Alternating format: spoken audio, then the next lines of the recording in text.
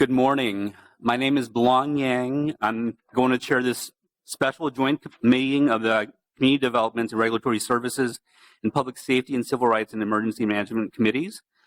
With me today is Council Member Goodman, who is chair of the CDRS committee, along with the respective members of each committee. And to my right here is Council Member Cano. To my left, Vice President Glidden, Councilmember Johnson, Council President Johnson, Councilmember Quincy.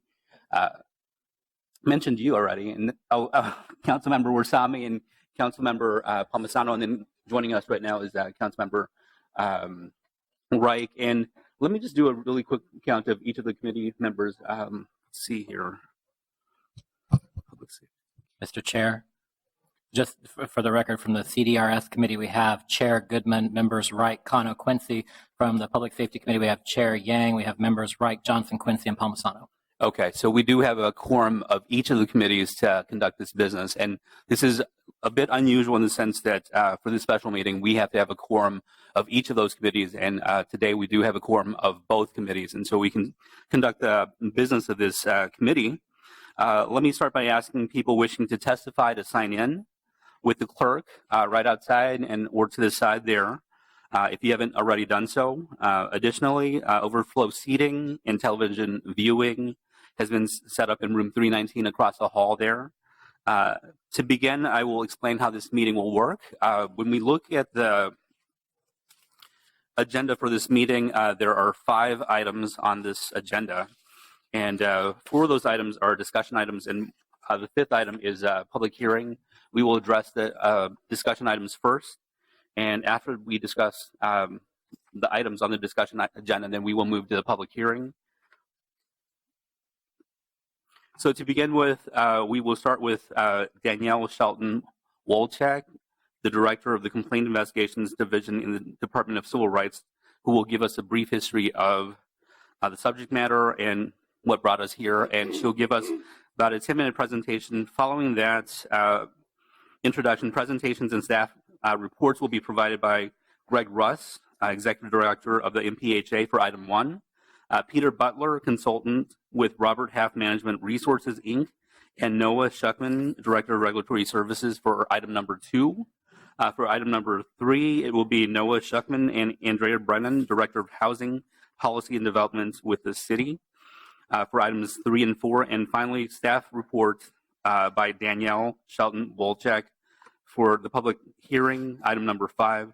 And following the public hearing, item number 5, I will ask for committee questions and thereafter open the public hearing for testimony, which will be limited to 2 minutes per speaker. Following testimony, we will hear comments, questions from committee members, and entertain motions on agenda item action items.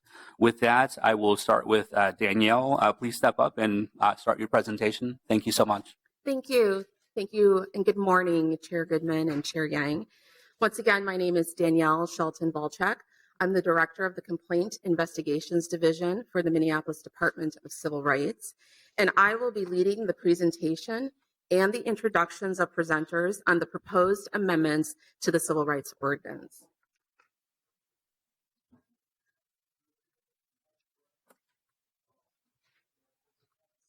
So what has brought us here today?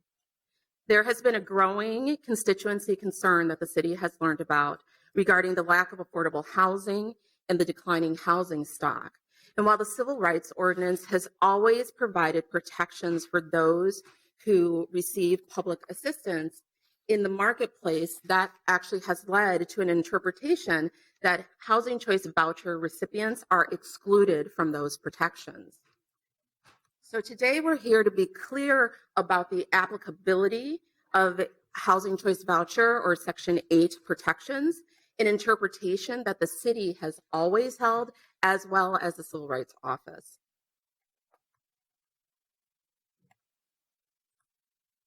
So a very, very brief history of housing choice vouchers. It was created by Congress in 1974 with the intent to keep families to help families move out of broken neighborhoods so they could live in places without the threat of violence and so children could attend safe schools.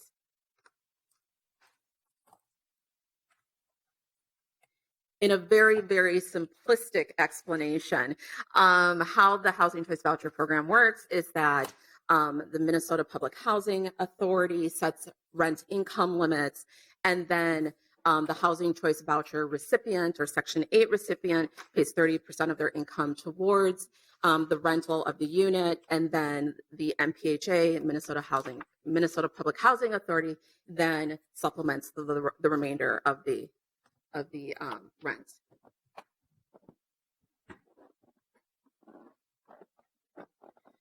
Unfortunately, what's been happening over a course of years is that the program isn't having the intended effect that it was supposed to when Congress enacted it. And when we do our research and we've talked to constituents and stakeholders, we come to two kind of fundamental reasons as to why. One is that government has not carved out clear protections for Section 8 holders. And the second is that there are challenges with the program. So in taking in this information, we decided to take a holistic approach before putting forth these amendments. And that was engaging the Minnesota Public Housing Authority in talking to them and trying to come up with solutions on the latter portion or the latter bullet point. So for that reason, and I'll reiterate, you're going to hear from Greg Russ, who's the new executive director of the Minnesota Public Housing Authority, and he'll be talking about resident choice and mobility. Then after that, you'll hear from Noah Schuckman, who's the director of regulatory services for the city of Minneapolis. And you'll also hear from Andrea Brennan, the director of housing policy and development for CPED, and they'll be talking about what's called the incentive fund. After that, Andrea will continue a discussion on city-assisted rental housing units and housing choice vouchers. Then you'll hear from Peter Butler. He is a consultant, and he'll be talking about the inspections process. And finally, I will come back to you and talk about the proposed ordinance amendments. So with that said, I'd like to offer that Greg Russ come up.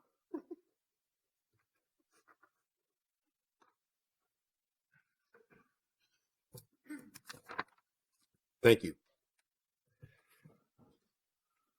Thank you for the introduction, and I want to thank the council committees for holding this joint session and giving us an opportunity to speak to this set of issues around the voucher program.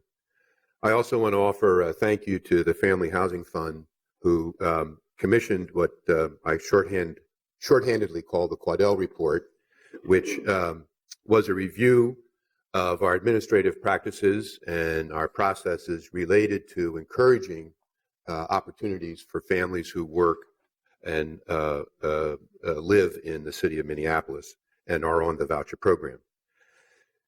A little bit about the voucher program, I think, is helpful to give council members kind of a framing about what the program does and who it's serving.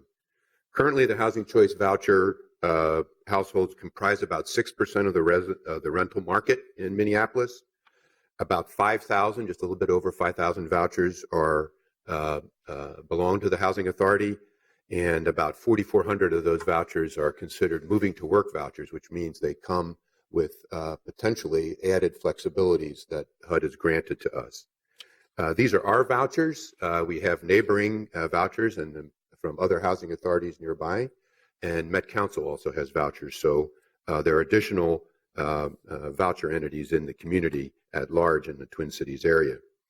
About 17,000 Minneapolis residents are served by the program, and this is a very important statistic. 53% of them are children. And one of the effects that has been documented, not just in a single study, but more recently by a group of researchers led by Raj Chetty, who's an economist at Stanford, is that the opportunity for a family to move to a neighborhood that is not as impacted has a strong outcome on the lives of children under the age of 13. That study was released a couple of years ago and has kind of been a benchmark for people who are thinking about how to increase mobility opportunities for families who are on the program. Some other information about our families, the voucher holders, 46% of them have someone who is working. And their incomes when they are working are around $21,000. Overall, Housing Choice Voucher families have an average income of just over $15,000. And by comparison, the median income in the Twin Cities metro area is around $71,000. Of our voucher participants, 40% are disabled, 15% are seniors, 78% are women, and 85% are people of color. Right now, our waiting list is closed. There's about 1,700 families on the waiting list. The last time we opened in 2008, 15,000 families signed up in a span of a few days. In terms of who we work with, the voucher program is a three-way partnership. We have the families, the landlords, and the housing authorities. Currently, as we stand right now, we have more than 1,200 property owners who are participating in the program. 84% of those owners have 5 or fewer units. Voucher families, as we noted earlier, pay 30% of their income towards the rent, and the balance is paid by the housing authority to the landlord. Now, what does that mean in terms of money? That means the average monthly payment to a landlord in the city is $714 a month. That's the difference between what the household can afford to pay, and what the payment standards allow the landlord to rent the unit for. If you annualize that number, it's $40 million a year coming into the city through this program.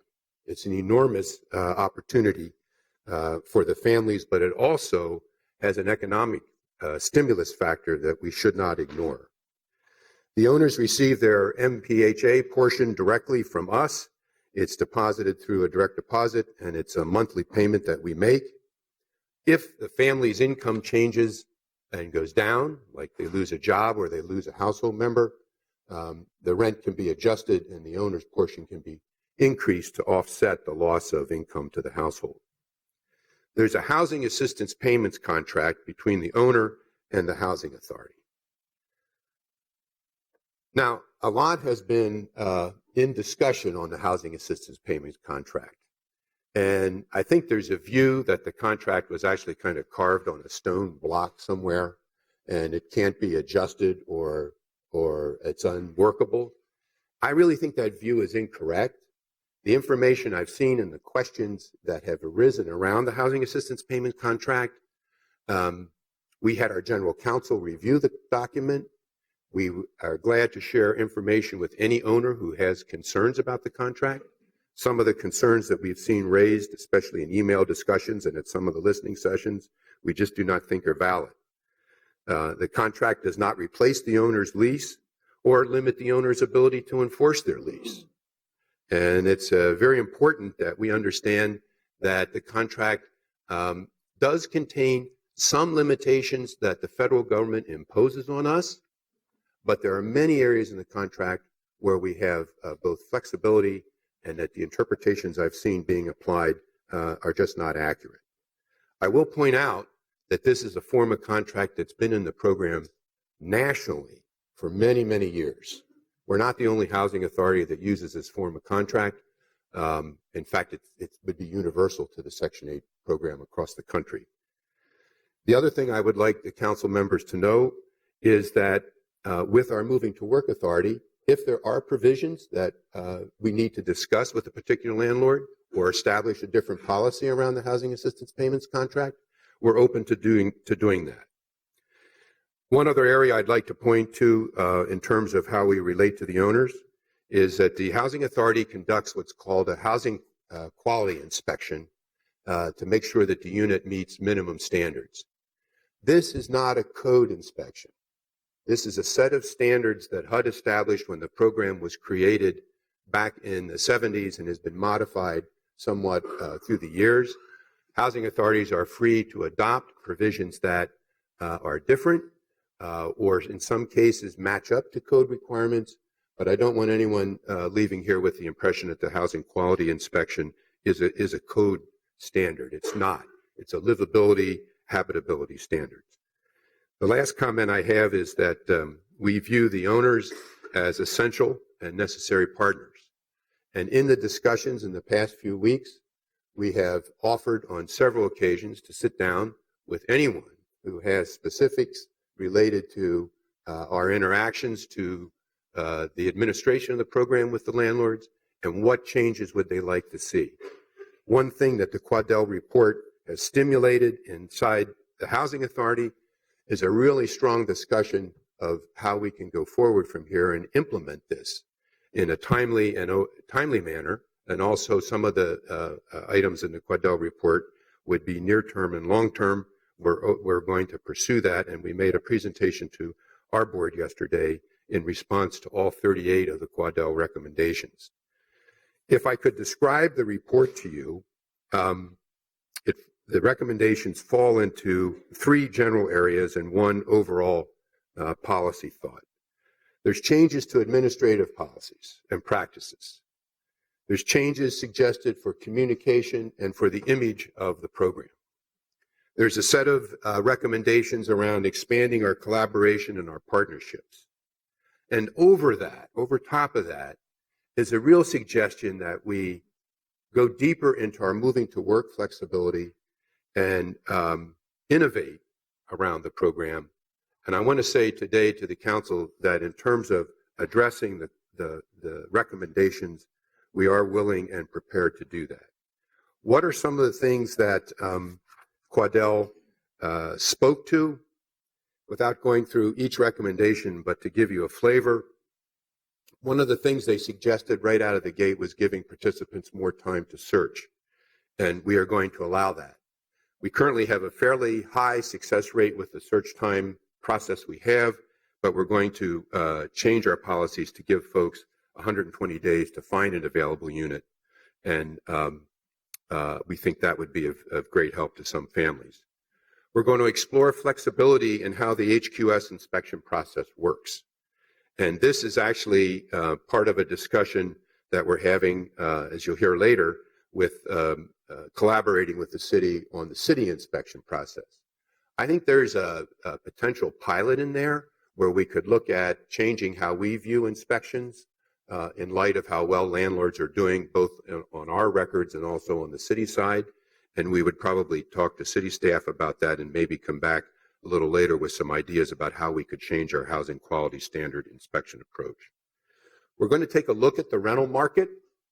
I think one of the things that was mentioned was that the voucher program, as it's currently working, is not producing the kind of mobility moves or mobility opportunities that we think it should.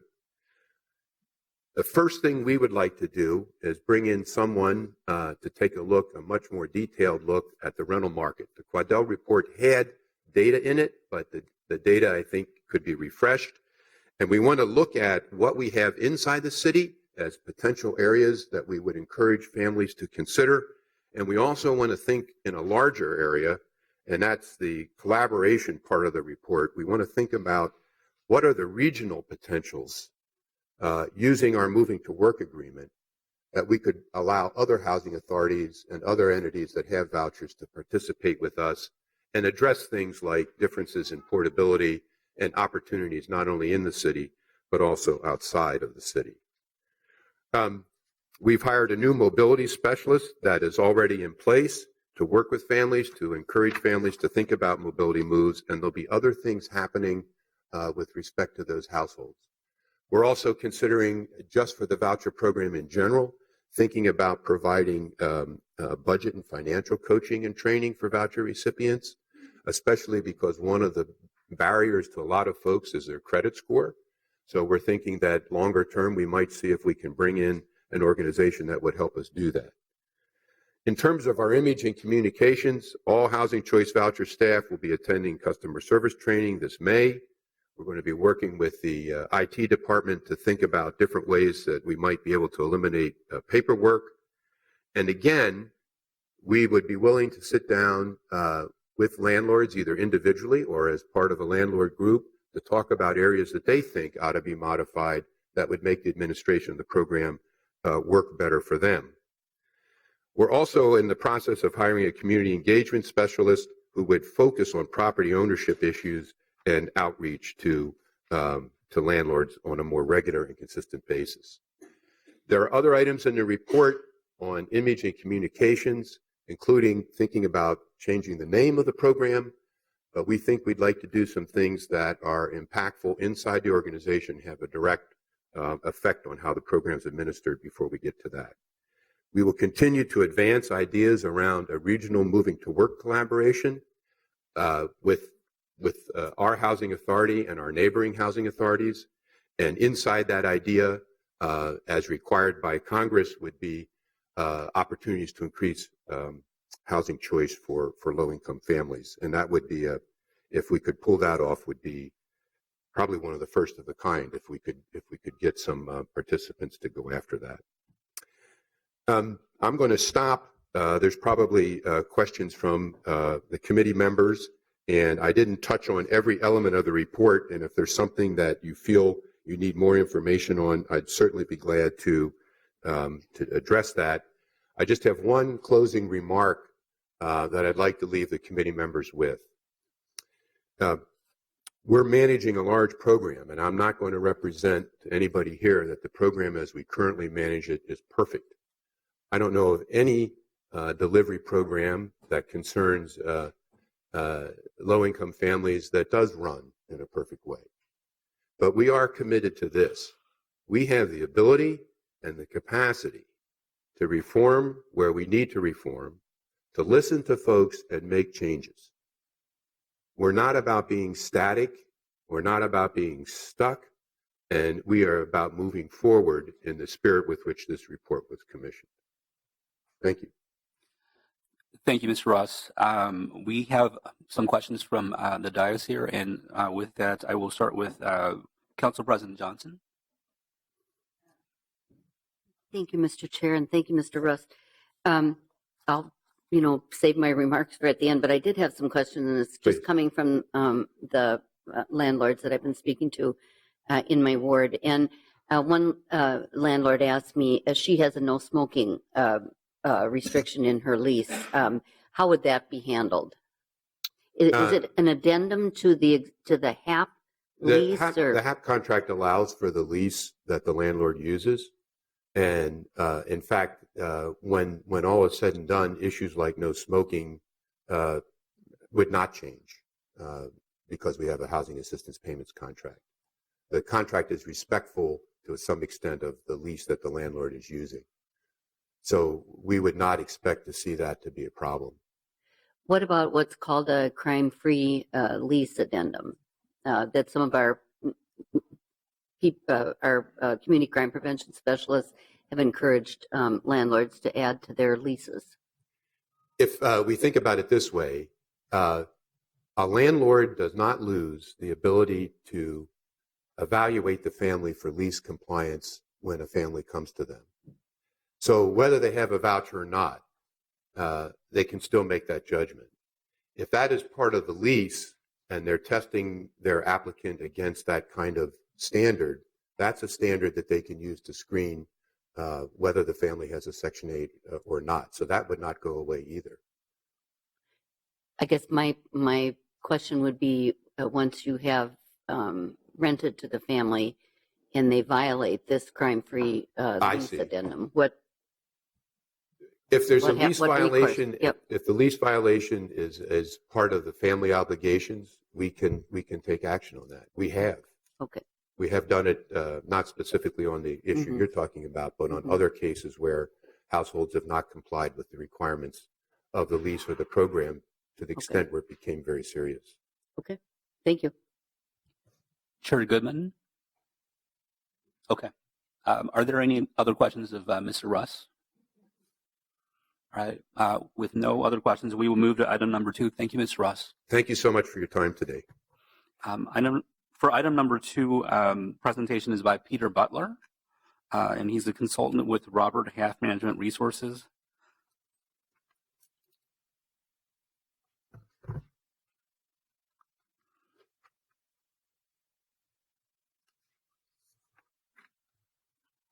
And I believe there might be additional comments from our Director of Regulatory Services and also Mr. Russ after Mr. Butler gives his presentation.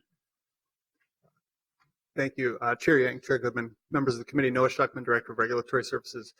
By way of introduction, this is a topic that has long been a question that has been asked of Regulatory Services staff by both tenants and property owners. And so last summer, we commissioned Peter Butler to do a study on possible inspections coordination, and I will hand off to Mr. Butler to walk through what his study found.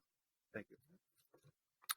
Good morning, Chair Yang, Chair Glidden, and members of the committee. As introduced, I am Peter Butler. I am a consultant with Robert Half Management Resources and was hired by the Department of Regulatory Services in concurrence with the Public Housing Authority to conduct a study concerning the possibility of coordination or some sort of joint or shared inspections concerning rental properties. Again, this has been a question given on the surface that both organizations are conducting inspections of properties. Landlords are receiving maybe 2 inspections or 2 inspectors at their properties sometime during the year or over the course of a couple of years. And so the question is certainly natural. Is there any way to combine these to make the process more efficient and effective for both organizations and the landlords themselves? The study had 2 purposes. One was to look at the opportunities for any type of combined, shared, or joint venture between the Housing Authority and the Department of Regulatory Services, and then also recommend specific opportunities for each entity independent of any type of shared or combined possibilities. I want to talk a little bit about the inspection programs within each entity. The Public Housing Authority has 5 inspectors, so it's a very much smaller program than the city. They are only inspecting units that are potentially going to be part of the voucher housing choice program. And these are inspectors are required as part of the process of determining whether that unit will be available for the housing payments. These inspections are conducted before the voucher recipients move in or shortly thereafter, and then at least biannually or possibly annually, given the type of property it is and how well it's managed. And as mentioned by the previous speaker, these are federal standards with some Minneapolis code additions, such as egress windows, ceiling height, things like that. In contrast, the city has about 45 inspectors divided by single-family homes up to triplexes or multi-family buildings. A much larger program, obviously. This is required for all rental properties. So the Housing Authority is going into properties that the city already licenses, but only into the units that are potentially receiving voucher payments. The city conducts these every 5 or 8 years based on the past history and performance of the particular property, and perhaps annually if it's poorly managed. And then the city also has a much greater extent of ordinance or regulations to follow when conducting inspections. There's about 244 different aspects that the inspections cover, both housing maintenance, nuisance zoning codes, and for buildings with 4 or more units, state building and fire codes. I want to mention some notable program differences because the purpose of this study was to look at potentials for coordination or shared or joint ventures, and the results of my study really show that there aren't too many great opportunities for that, and that's because of some of these program differences. First of all, the Housing Authority is inspecting individual living units or apartments, not buildings, and they're focused mostly on the interior part of the apartment or dwelling unit. Their focus is on tenant health and safety issues. In contrast, the city is also looking at structural or outside elements or issues or nuisance conditions. And again, as the previous speaker mentioned, that their standards are for livability. City is looking at both livability and structural integrity and neighborhood preservation. The federal standards are not as stringent as the Minneapolis Code, and the relationship with the property owner is contractual or voluntary. the housing authority wants to enter into a contract with the property owner to get an apartment for the voucher recipient. In contrast, the city of Minneapolis, they're inspecting all rental properties. It ranges from single-family homes to 408-unit building. They are focusing on the structural elements of the building, the common areas, and for buildings that are 4 or more units, specifically the fire code elements of those buildings. That is their main focus. And then they're usually getting inside up to a minimum of 20% of the units in the building. So they are not looking at every unit within a building. It's a random sample. Even if it's a duplex, they will be looking at one of the units in the building, not both. So a difference with the housing authority, which is looking into the specific unit being considered for the rental program. And then finally, the Minneapolis, their authority is based on enforcement, whether fines, denying or revoking your license, revocation, in contrast to the housing authority, which is they're trying to enter into a voluntary contract with the property owner. So two very different types of relationship between the property owner in these situations. Briefly, the inspection results. The housing authority inspected about 6,400 living units in 2015. Again, these could be either a single family home or most likely a single apartment within a building. 2/3 of the units passed their initial inspection, and that's important so that the tenant is able to move in quickly and without delay.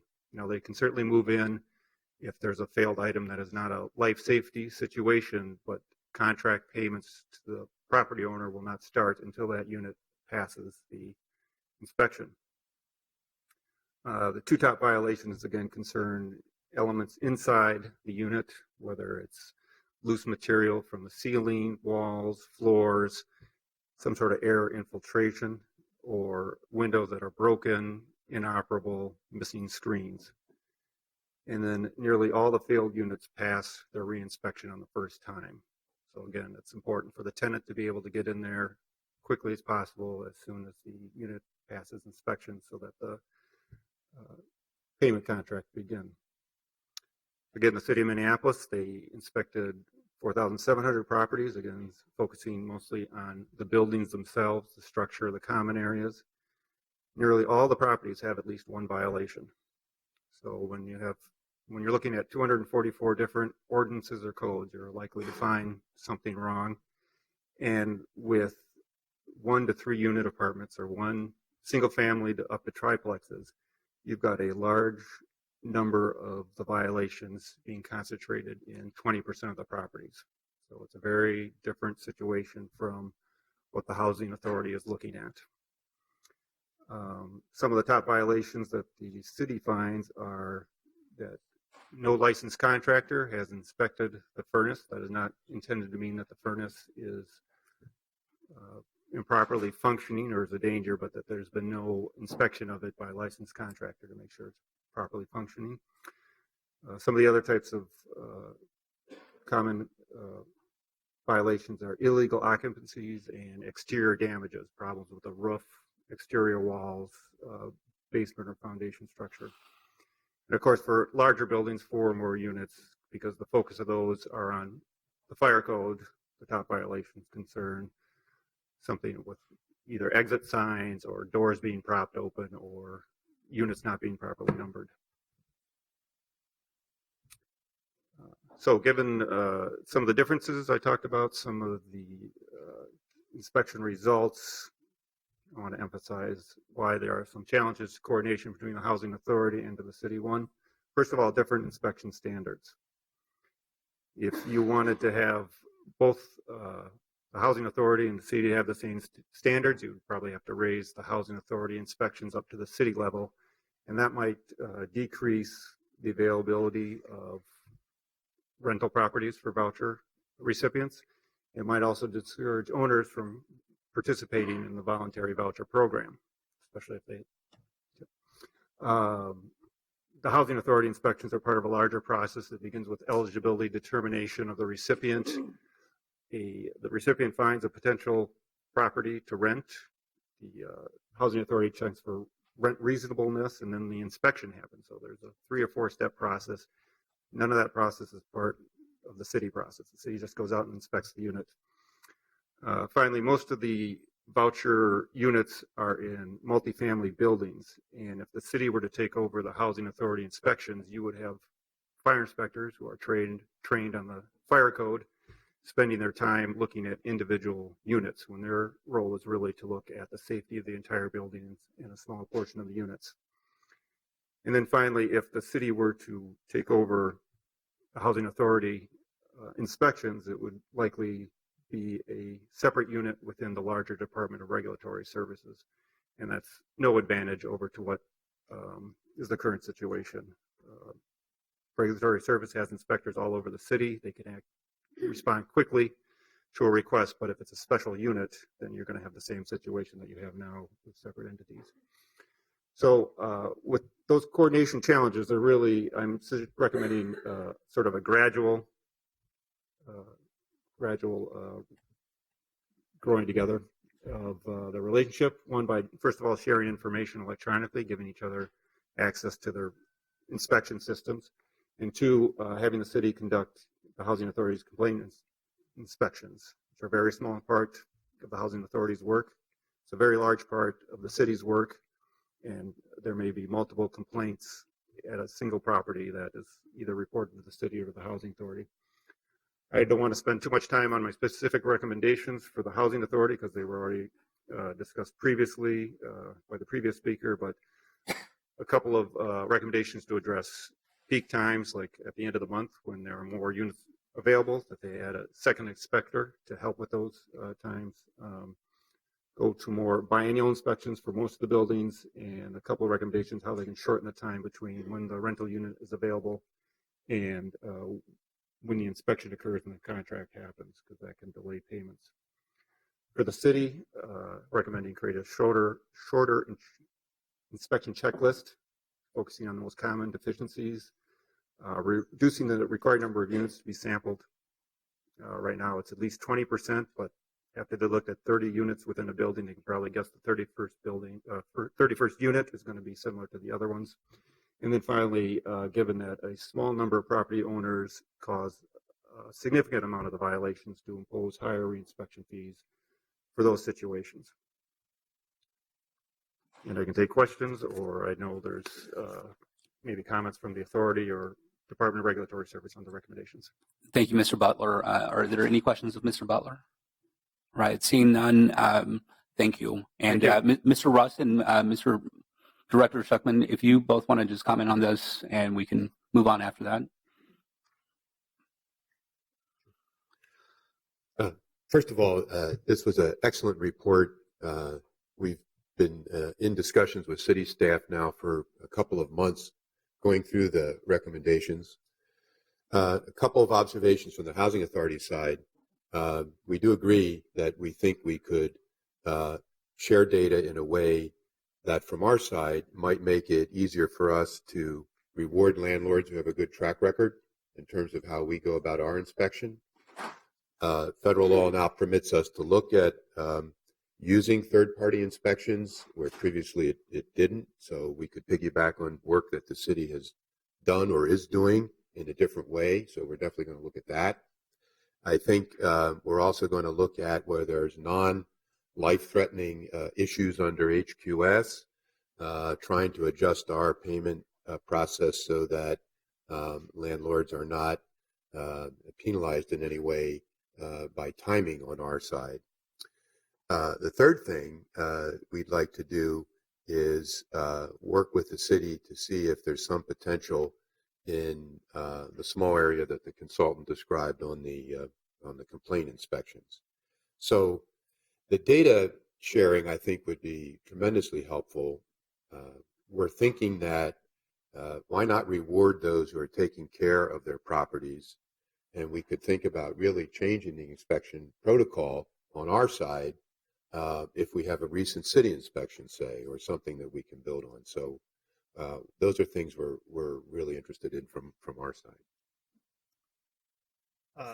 Thank you. I share Mr. Russ's positivity about the study. This is, as I mentioned earlier, this is something we've been hoping to have a conversation about for some time. I want to thank MPHA staff for participating We also are looking forward to data sharing and exploring the opportunities to look at the complaint-based inspections.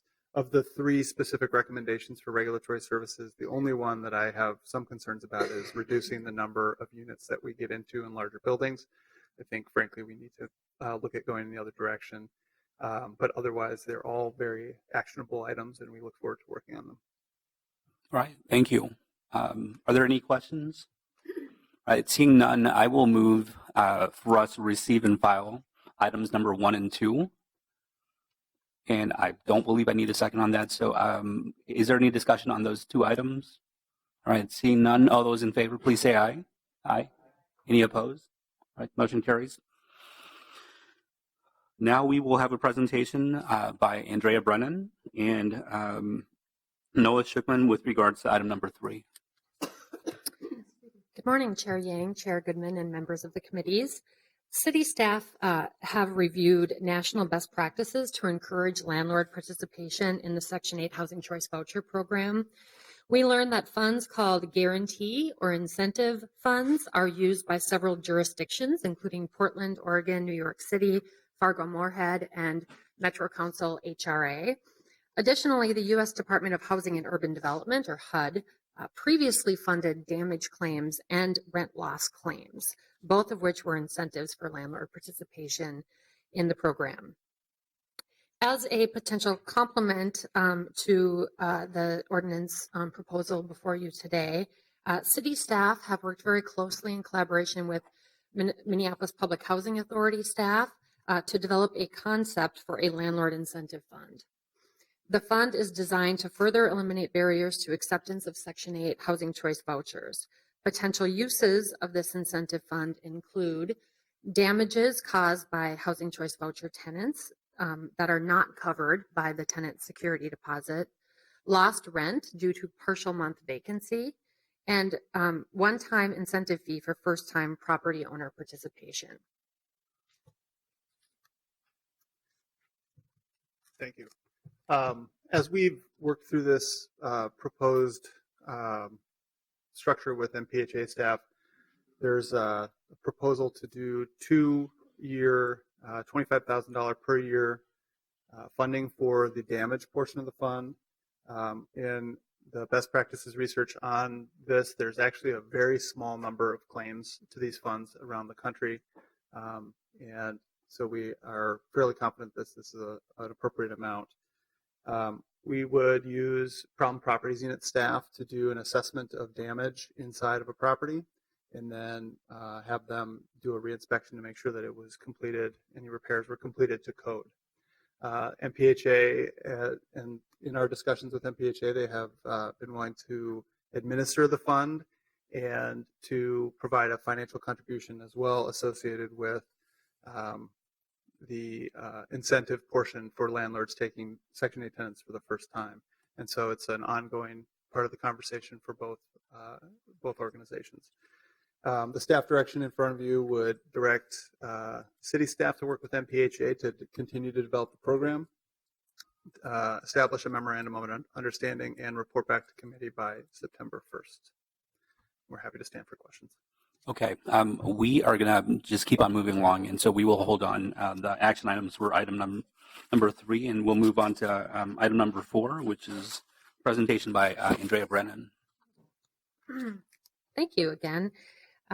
So this item is partially a house cleaning item as well as partially strengthening city requirements around affirmatively furthering fair housing. Longstanding City of Minneapolis policy prohibits Section 8 housing choice voucher discrimination in residential projects that have received some form of financial assistance from the city. This requirement is enforced through a contract between the property owner and the city, and that contract states that the owner may not refuse to lease a unit in the project because the prospective tenant is a Section 8 voucher holder or a participant in a home tenant-based rental assistance program. In an effort to make sure that this requirement is known more broadly, staff proposes to amend the city unified housing policy to just expressly state that we have this policy. Additionally, staff proposes that we amend the policy to also add new requirements around affirmatively furthering fair housing choice. So that would add a requirement for owners of city-assisted property to be basically to do more to make sure that that the availability of these new housing units is known throughout geographies in the city. Finally, we have done some review of our monitoring of this requirement to not discriminate against Section 8 voucher holders. And we have identified some gaps in that monitoring. So we would also propose that we develop processes and procedures to make sure that we are monitoring for enforcement with both of those provisions. Thank you. And we are going to hold questions and move on to item number 5, which is the public hearing. And again, I just want to mention that if you wish to speak, if you can sign up with the clerk, that would be wonderful. We're allowing 2 minutes for speakers. And, with that, we will start with item number 5 by having a presentation by Ms. Wolchak. And hopefully it's a short presentation, and then we can begin with the public hearing. Thank you, Chair Goodman, Chair Yang. So you've heard some data, but I just want to remind you, if we're looking at the census from 2010, we see that of the Twin Cities population, 24% of them identify as people of color. And it's projected in 2040 that 40% of the population will identify as people of color. But when we look at HCV, the demographics of HCV holders, what we see is that they represent a disproportionate amount of people of color. As was already indicated by Mr. Russ earlier, if we look at this snapshot, approximately 76% of HCV voucher holders identify as Black. If we look at gender, we see that 77% of HCV voucher holders or Section 8 recipients identify as female, or 77%, excuse me, I think I said that, identify as female head of household. Approximately 39% identify as having a disability. And of the 17,000 residents served by MPHA, approximately 52%, I believe Mr. Russ said 53%, are children. So how can the city support opportunity for HCV voucher holders? And the answer is passing this ordinance amendment and putting HCV voucher holders on equal footing with people who do not receive rent subsidies. This, and I want to make this very clear, this ordinance is not a mandate. It is a request to put housing choice voucher recipients on equal footing for those who do not have subsidized rent. It is very analogous to employment law. In employment law, when an employer advertises that they have an open position, they cannot put in their advertisement African Americans, Asians, LGBTQ, Hispanics cannot apply to this position. There is an individualized assessment based on objective criteria of whether all applicants can in fact, or whether all applicants fit the criteria and would be the best person for that position. That's exactly what we're asking for here in this ordinance, that there's an individualized assessment to see if a housing choice of voucher applicant meets the criteria of the tenant that you want in your unit. Homeline did a study recently, and of their sample, they came to the conclusion that 2/3 to 3/4 of all available units were off limits to HCV voucher holders. Now, if you look at that chart and you look at the no's, some of those no's comprise units that are above the rental standards set by Minneapolis Public Housing Authority. But also some of those no's are within the rental limits that are set by the Minnesota Public Housing Authority. So HCV voucher holders could apply there.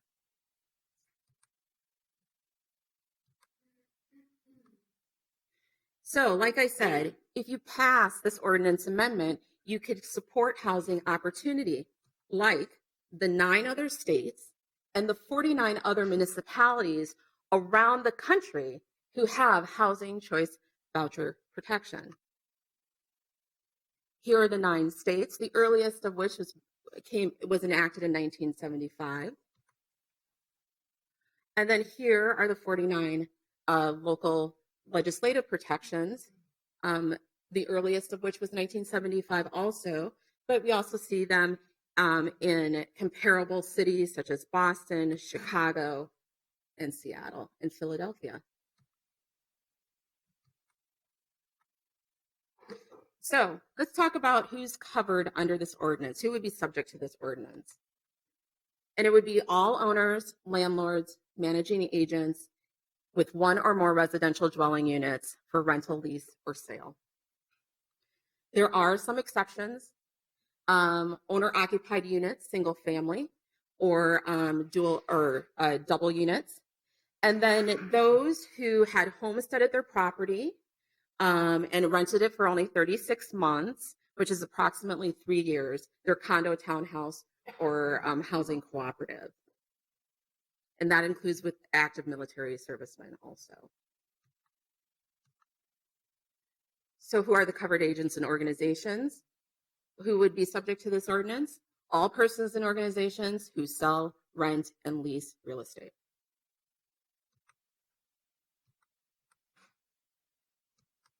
Covered tenants, housing choice voucher tenants, Section 8, and then others who receive federal or state local assistance. That's including but not limited to medical assistance, rental assistance, and rent supplements. This is where it's not a mandate comes in. If a landlord says, I can't rent to the Section 8 recipient, because there's going to be significant difficulty or expense in renting them to that person, then they can tell the office that they can enact this undue hardship, and then they would not have to rent to the housing choice voucher recipient. And we sought to codify some of those, some of the things that we'll look at: the nature and net costs of complying, the financial resources of the landlord, and the impact on the business. What also does not make this mandatory is the fact that, as Mr. Russ said, that landlords still have the ability to screen. That's not taken away from them in this ordinance. They can restrict the occupancy to the amount of people that the occupancy is supposed to have. They can look at rental and lease history. They can apply any other screening criteria that's enumerated in local and state laws.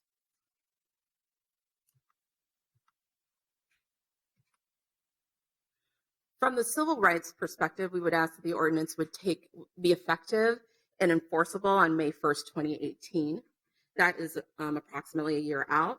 It would give us an opportunity to identify staff to engage in informal inquiry, which I'll talk about in a second, create and translate notices, FAQs, and perform targeted outreach with the assistance of the Neighborhood Community Relations Department within the city, so we can make sure that everybody has knowledge and education about their rights and responsibilities under the ordinance.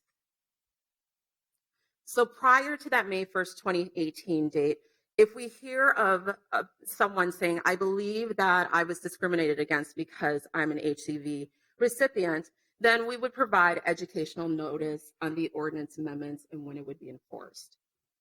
If we have violations after the May 1st, 2018 date, when it's enforceable, then the violations would go through our normal administrative process that has been put in place and that we've exercised for decades within the Minneapolis Civil Rights Department. And I won't get into the intricacies of it, but generally what happens is that someone will call us and they will have a complaint, and we ask them, do you want to come in to file a formal complaint against somebody? But in this case, and this is basically due to the fact that we called different states and asked them, about the urgency of placing a voucher. I mean, time is of the essence when in the placement of the voucher. So did they have a mechanism in which to kind of triage so they didn't have to go through a full formal complaint process? And the answer that we got was, well, yes, there is. What they did and what we'll adopt formally is that when someone calls in about a complaint, we will call the landlord just like they do and see if they're the reason for the issue and whether they're educated about the ordinance and the requirements of the ordinance. And, you know, the jurisdictions that we talked to that did this said that actually 95% of the time it worked and that people were placed in the unit. So that's something that we'll, like I said, put into a formal process. But if there is not an agreement, the tenant can come in, file a complaint. We've put them through early mediation, hoping to settle. We have a robust mediation program. And then if that doesn't work, then the landlord, just like any other respondent in our office, can formally file a response as to why they did not take the tenant. And then our office does an objective investigation like it normally does. And then we render a legal determination on whether there was probable cause for discrimination or no probable cause for discrimination. If there's probable cause for discrimination, this is the relief that people could see. There are a well-established appeals process for the tenant, which is listed here. And I know that we're running out of time, so I won't go through it specifically, but tenants can appeal to the Minneapolis Civil Rights Commission. If it's upheld, they do have the right to appeal to the Minnesota Court of Appeals. A landlord has an appeals right to a certain extent also. When there's a finding of probable cause for discrimination, we encourage people to go through the conciliation process, which is a settlement process. But respondents don't have to do that. And sometimes people will go through the conciliation process and there just won't be an agreement. So if that's the case, if they decline to go through conciliation or there's no agreement, then you can get a full hearing in front of the Minneapolis Commission of Civil Rights, in front of the attorney members.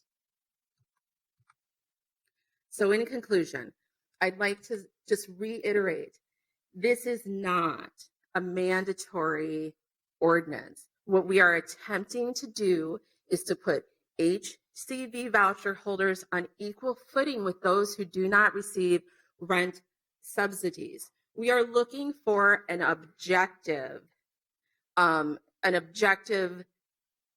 analysis on whether, in fact, an HCV voucher holder would be the best tenant for a particular unit, just like there's an objective analysis for those who don't receive rent supplements.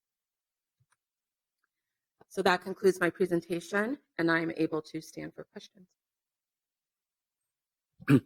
Thank you so much. I see that Councilmember Gordon's on the queue. So, Councilmember Gordon. Thank you very much, Mr. Chair. I have a question about the undue hardship piece. Mm-hmm. It looks like in the ordinance, the undue hardship, it just relates to public involvement in a public assistance program. So you can't claim an undue hardship if you discriminate against somebody who's gay or black or of a different religion. That's correct. We do have undue hardship in employment for accommodation based on disability, but that's the only other time that there's an undue hardship. And then this ordinance amendment would provide that space also. It feels like that could be a fairly large loophole to me when I'm just reading the language and I'm concerned about it. Could you give me an example of what might just be a common undue hardship that somebody could use to get around this? Sure, I'll use the simplest example. If someone has a rental unit and for some reason that there's a lag in inspection and you can't get the tenant in, and so you might have, it looks as if that a unit might be open for a month or something. But you the way that your business is constructed, that you can't do a cash float. You can't have that unit open for a month because the money from that unit might help to go pay for the actual rental property, the mortgage on it. So that would be an example in its simplest terms of an undue hardship. Okay, thank you. That also sounds like it might be a motivation for the inspections program we were talking about earlier to get it better organized. Correct. All right, thank you. Thank you for the presentation. Thank you. I will remind folks again that if you want to speak, if you can sign up with the clerk right there at the corner, that would be wonderful. I'm going to ask staff, city staff, if you can just make note of issues and questions that are recurring, just so that at the end of the public hearing, we may call you up to answer some of those questions. And, for the speakers, if you come up, please state your name and your address for the record. I will, if you don't give your address or your name, I will continue to bother you and eat up at your time, okay? So just want to do that. I want to point out that Councilmember Palmisano is going to be my enforcer of sorts. So if you hit your 2-minute mark, she's going to slowly move you along. So with that being said, we will start the public hearing, and I will open the public hearing at this point. And our first speaker is Jamie Long from the office of Congressman Keith Ellison. Please, Mr. Long, come up here.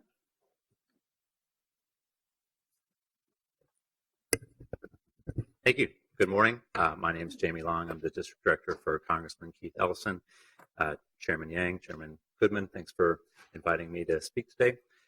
Congressman Ellison sits on the House Financial Services Committee, which has jurisdiction over the Housing and Urban Development Department, as well as over Section 8 vouchers. And so he has a distinct interest in this issue. We have an affordable housing crisis in the Twin Cities, as you know. We are losing affordable rental units faster than we can build them. And we have a 2% vacancy rate and are seeing rents rapidly rising throughout Minneapolis. In theory, one of the key features of the Housing Choice Voucher Program is that it offers its users choice and the ability to find a place to live in their preferred neighborhood. In reality, we know that voucher holders have very limited options, as many landlords and property management companies refuse to rent to Section 8 tenants simply because they are voucher holders. One of the functions of the Congressman's office is that we assist constituents who come to us with issues regarding their Section 8 vouchers. And every week we have at least one constituent calling our office expressing frustration about not being able to find an apartment that will accept their voucher. Just last week, a constituent called our office saying that she gets turned down every time she mentions she is a voucher holder. She called 23 properties and not a single one called her back. Her voucher is for 2 bedrooms and $1,100. At the end of 2015, a large apartment complex was purchased in our district. Our office received a number of calls from constituents concerned because the new owner wanted to renovate it, raise rents, and discontinue taking Section 8, forcing them to find a new home. Another constituent had undergone 17 surgeries to manage chronic health issues and was unable to walk, contacted our office after requesting multiple extensions for her voucher because landlords did not want to rent to her. We have unfortunately heard many of these stories, and more than I have time to tell you today. Given the affordable housing crisis we are facing as a community and the challenges voucher holders are facing in this market, Congressman Ellison applauds the efforts of Council Members Glidden, Goodman, and Warsame, and the large coalition of renter advocates. Our office knows firsthand that Section 8 recipients experience rampant discrimination in the marketplace. While Section 8 remains a voluntary federal program, it is our obligation to ensure that voucher holders are granted the same dignity, respect, and protection as any other renter. Thank you. Speaker is Linda Soderstrom. If you can step right in back of Bill. Thank you, Mr. Chairman. My name is Bill Wald, 5750 Lincoln Drive. I am the CEO of the Minneapolis Area Association of Realtors. We have worked with many of you over the time. We strongly support the HCV program. However, the association opposes mandating participation in a federal housing program.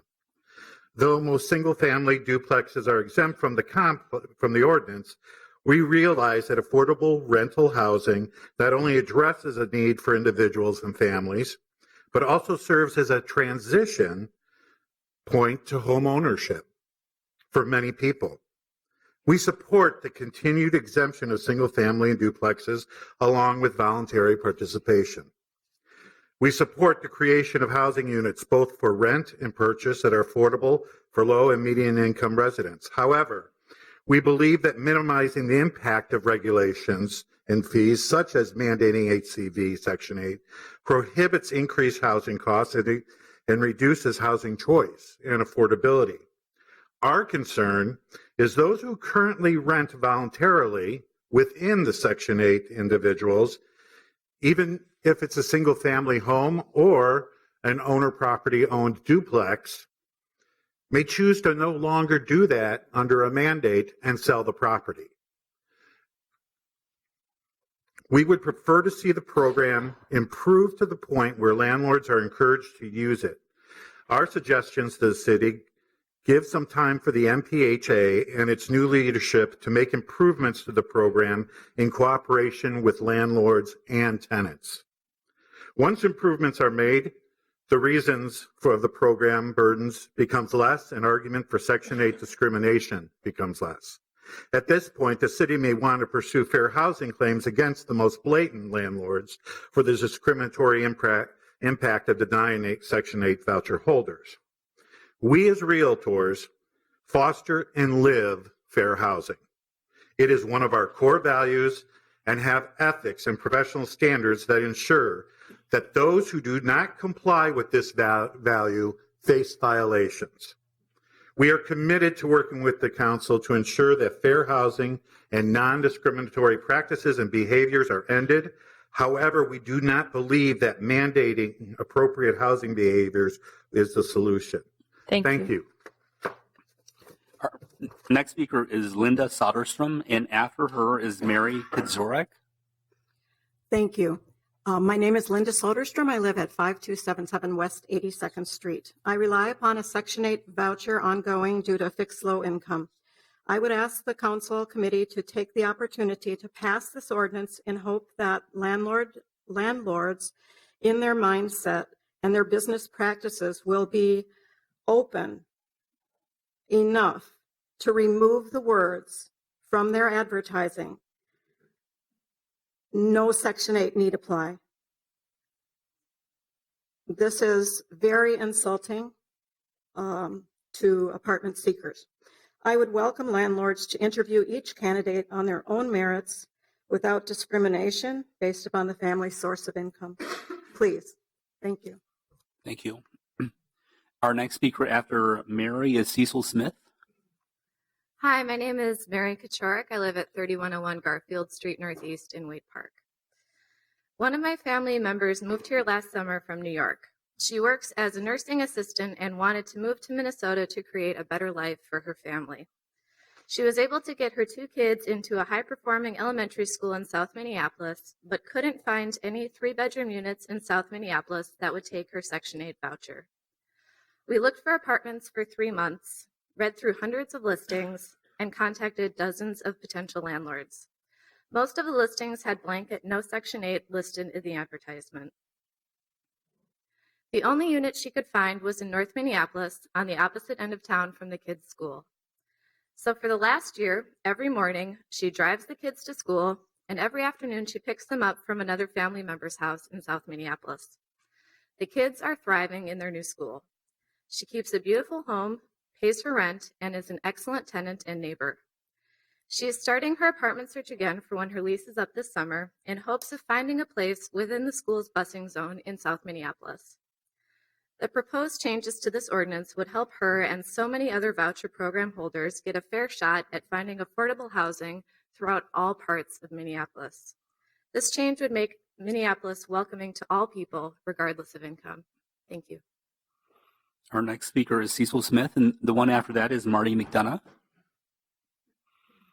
My name is Cecil Smith and reside at 1600 3rd Street Northeast. I am the incoming board chair of the Minnesota Multi-Housing Association.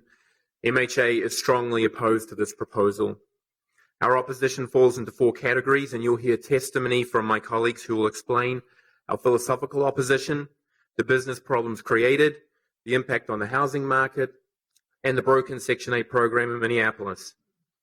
This ordinance is not the solution to the problem you're trying to solve. We want all voucher holders to have an easier time in the housing marketplace. But that happens through collaborative and creative problem solving and long-term partnerships. This approach is not warranted, and the result has already been a program with all its problems pilloried in the press, cementing a negative view of Section 8. The result is another severely damaged relationship between an industry and city government. But this is nothing new to this council. You seem hostile to business, that which is essential to our economic vitality. This city government is harming new American entrepreneurs like myself. You too often harm those you intend to help. This proposal will do more of the same and displace more of my neighbors in Phillips and accelerate the gentrification of the city. Citizens elect their government to work for them, weighing the priorities, finding common sense solutions that build real change, and as leaders moving their community toward a better future. You have a meaningful solution to this problem. Help MPHA build a functional program that serves all participants. The roadmap has been written. The new MPH director started on that journey yesterday, and we're very encouraged by the recent activity being undertaken. But reform takes time. Just look at your own departments. Police, reg services, CPED, all have taken years to reform.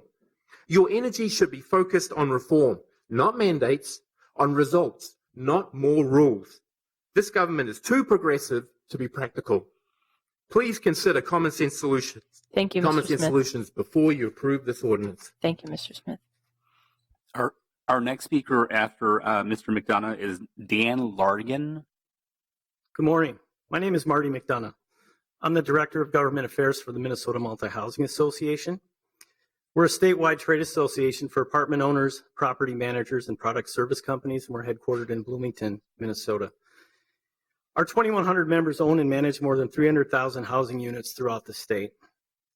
And you've heard me say this before, but most of our members fundamentally oppose regulatory overreach by the government into their business. As an already highly regulated industry, any further involvement of government is viewed as onerous and not warranted. Furthermore, being forced to sign the HAP contract with the federal government that Congress intended to be voluntary is a serious regulatory intrusion into a private business. It's especially aggravating in this circumstance because it's a municipal government and not Congress that wants to change the nature of the business and indirectly the terms of a federal government program. Most MHA members view the HCV program participation as strictly a discretionary business decision. As Mr. Russ noted, they work with over 1,200 property owners who appropriately exercise that right under their constitutionally protected property rights. And finally, I just wanted to quickly comment on the process of passing an ordinance in the city of Minneapolis. We think that needs some reform. This actual proposal was first announced on June 5th, 2015, nearly 2 years ago. This is the first and only public hearing on this very important issue, and it appears likely it will be before the full council on Friday.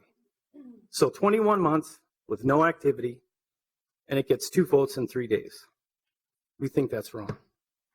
We should be working together on solutions that solve problems rather than pandering to the political process. I think we all deserve better. Thank you. Next speaker is Dan, and then after that is Christina Hart.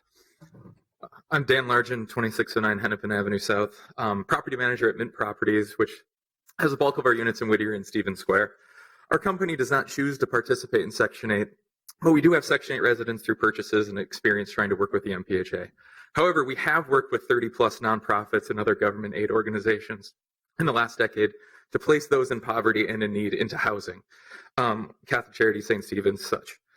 We and other owners participate in these programs because they are true partnerships between the assistance organization and the property owner, which Section 8 is not in our experience. They, like public housing, have separate contracts to both protect their client and the organization from abuse, but they do so without being onerous, heavy-handed, and superseding our own lease terms. These organizations are timely in how they handle inspections and payments, and their goal is to find and maintain safe housing for people, not make the process more difficult. We've had HAP contract inspections that failed for non-livability concerns, resulting in temporary homelessness and loss of rent. Nonprofit inspection would not place a resident in jeopardy like that. MPHA has repeatedly shown that it'll gladly delay residency and payment for bureaucratic process. Currently, we are being forced to give vacate notice to several Section 8 residents because MPHA refuses to issue a simple paper check for payment. It is currently, to me, a monolithic, uncaring, and inflexible program. It can be that way because it is optional. Many of the residents we are placing through these programs are through supportive services, so they're more challenging by far than a Section 8 voucher holder would be. The average voucher holder has none of these challenging issues like chemical dependency or transitions from homelessness that we are gladly accepting. We would participate in Section 8 without hesitation and no need for a mandate if their process worked as smoothly as it does with these other housing programs. I want to dispel the myth, lastly, that we, as property owners and managers, reject Section 8 based on assumptions about the quality of the tenants. Our objection has 100% to do with the program and nothing to do with the people it attempts to support. Thank you for your time. Thank you.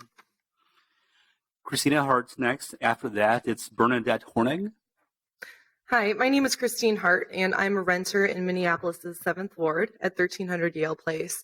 I also work for Community Action Partnership of Suburban Hennepin, which is a social service agency serving residents of Hennepin County, including Minneapolis. And many of our clients do rely on housing choice vouchers to secure adequate housing. One of the most disheartening things that I see in my role is that there are many apartment buildings that are changing their rental practices and policies, whether that's due to new ownership or just a change in business model. And these changes oftentimes are including a rent increase, even stricter screening criteria, and almost always housing choice vouchers are no longer being accepted. I have seen from one apartment building, 38 families get displaced because of their vouchers, another 100 families because of their GRH subsidy. In other buildings, 23 more families getting displaced because of their voucher, 18 more families, and the list goes on. And I'm learning that it's not just happening in these large buildings. Case managers at CAPS can vouch that this is happening nearly every week in duplexes, fourplexes, and eightplexes across the region. To see the trauma that being uprooted brings to a family who now has to move, leaving their home, oftentimes losing access to reliable transportation and their ability to get to their job, children who have to leave school and change schools in the middle of the school year, is absolutely heartbreaking. And then to have to explain to them that this is legal and this is just business as usual. So I wanted to be here today to applaud the city on taking these next steps. This is the right thing to do, and the positive impact that this ordinance will have on our families is invaluable. So thank you for your leadership on these housing solutions. All right, our next speaker is Bernadette Hornig, and after that, Jennifer Spalding. Good morning. My name is Bernadette Hornig. My address is 1000 West 22nd Street, Minneapolis. I'm here today to speak on behalf of Hornig Companies. We own and manage nearly 2,000 apartments in Minneapolis and employ over 100 people in the city. As you are well aware from the press, I do not support this mandate. And let me be clear, this is a mandate. I also want to go on record saying that I strongly oppose the characterization of property owners and managers who do not participate in Section 8 as somehow unethical and discriminatory. Now, why should you listen to me or believe a thing that I'm saying? I've spent my entire career working on housing issues in the Twin Cities, at PPL, at the City of Minneapolis, at Sherman Associates, and now for my family. I'm on the board of Common Bond and the MHA Board of Directors, and I want you to know that I understand these issues from a practical, social, and academic perspective. I'm not a greedy landlord trying to save a dollar and not deal with poor people or people of color. Please listen to me and my colleagues who work with these programs every day. Reform is needed, but this mandate is not the answer. My objection is squarely to HUD's Section 8 contract and not to the people that the program serves. They are being underserved. You would all agree that there's a shortage of entry-level housing in our city. At Hornig Companies, we take great pride in our role providing excellent, well-priced housing to many segments in the market. We do participate in Section 8 and other rental subsidies at some of our properties, so I understand these programs. I also understand my business model, and I'm concerned that forcing property owners and managers to participate will upset a stable but fragile part of the market. It is irresponsible to pass this ordinance and say we'll deal with the technical implications later. The devil's in the details with these government programs, and there are lots of critical technical details that will have serious unintended consequences if this passes now. Proponents have said that voucher holders are a small segment of the market and this won't have an effect on the larger rental market. Where's the data to back up that assertion? We're relying on anecdotal evidence and assumptions. I believe that all owners, managers, renters, and voucher holders deserve better than that. I implore you to slow down and take a measured approach. What's the rush? Why do we need to jam this ordinance through? Let Mr. Russ implement reform in MPHA Engage a group of stakeholders from all sides of the issue to sit down together in the same room instead of taking private meetings with different constituencies. Thank you, For Ms. me, Hornig. this isn't politics. This is my business, my family's business for 3 generations. And we care deeply about this city and want to be a model to the rest of the country of what Thank you, Ms. public-private Hornig. partnership looks like. Again, I Ms. ask you to Hornig, we table need you the to proposed ordinance cease and and focus let on the next reform. person speak. Thank you. Thank you. All right. Our next speaker is Jennifer Spalding, and after that, it's Jim Victorson. I'm Jennifer Spadini, 3178 Dean Court. I own Guardian Property Management, a property management company active in all wards of Minneapolis. I manage Section 8 properties, properties with subsidies, and market rate properties with no subsidies. Every day I interact with inspectors, program managers, and residents. While the Section 8 program is well intended, it is flawed. Briefly, I would like to present a common example you may not have considered. Unlike subsidy programs, Section 8 does not allow for mutual lease termination.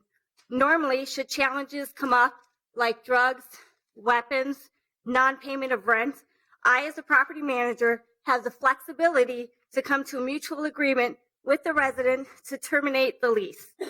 Just like any contract, the parties can mutually agree to modify the arrangement to minimize adverse impacts to both parties. In the case of a landlord-tenant arrangement, such a mutual agreement would allow the resident to find other housing without an eviction on their record. Under the Section 8 program, there is no opportunity for lease termination by mutual agreement. The landlord is forced to evict the resident. The resident would have that eviction on the record for 10 years. Finding housing for them would become almost impossible. Through this process, you've heard of difficulties with the inspection process, the difficulties with moving in residents so they can have a home, and other programmatic difficulties with Section 8 in the city.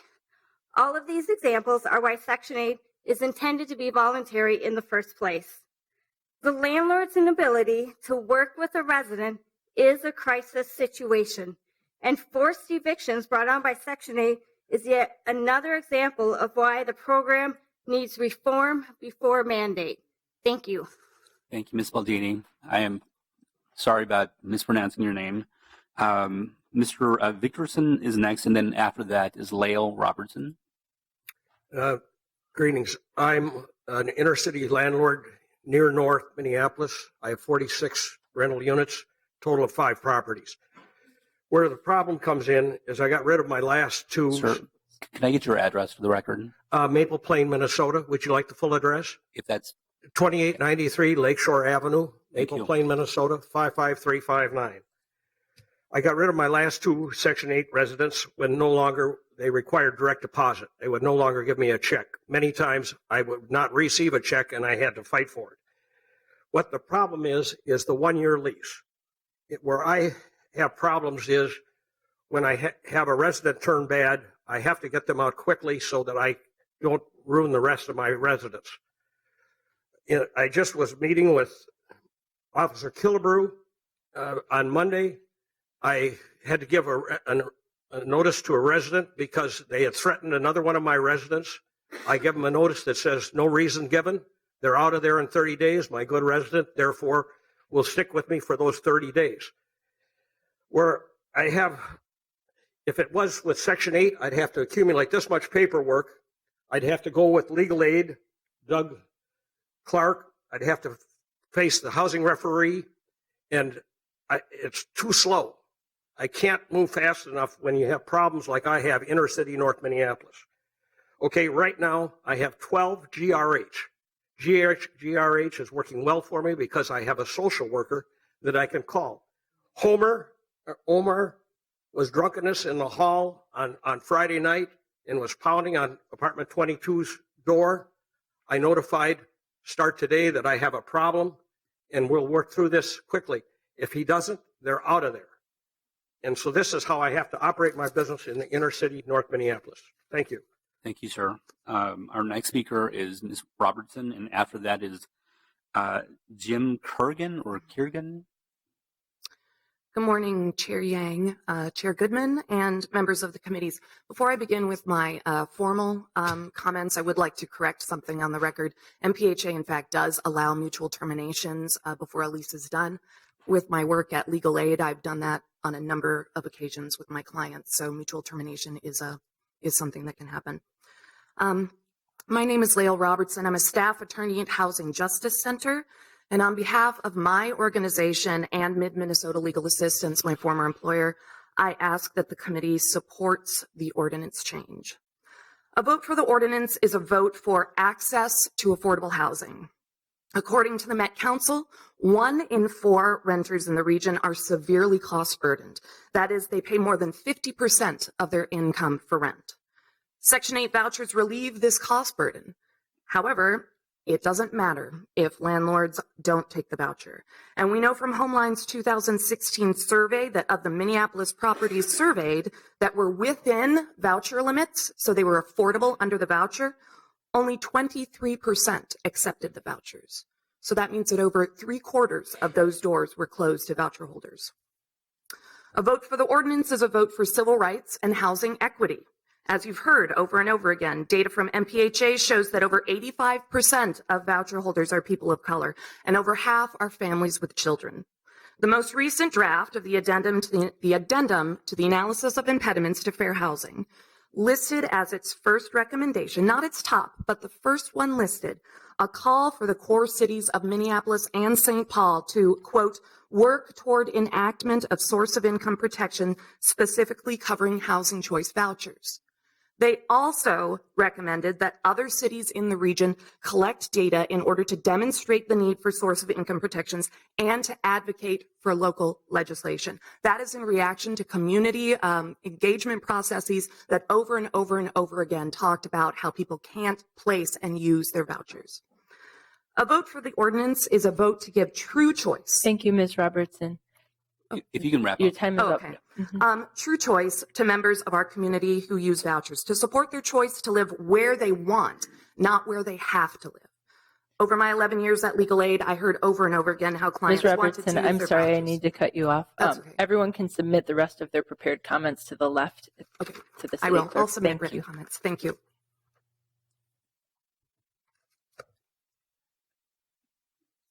And after the speaker is Samuel Graham. My name is Jim Kerbin. I live at 5625 Xerxes, which is on the Minneapolis side of Xerxes.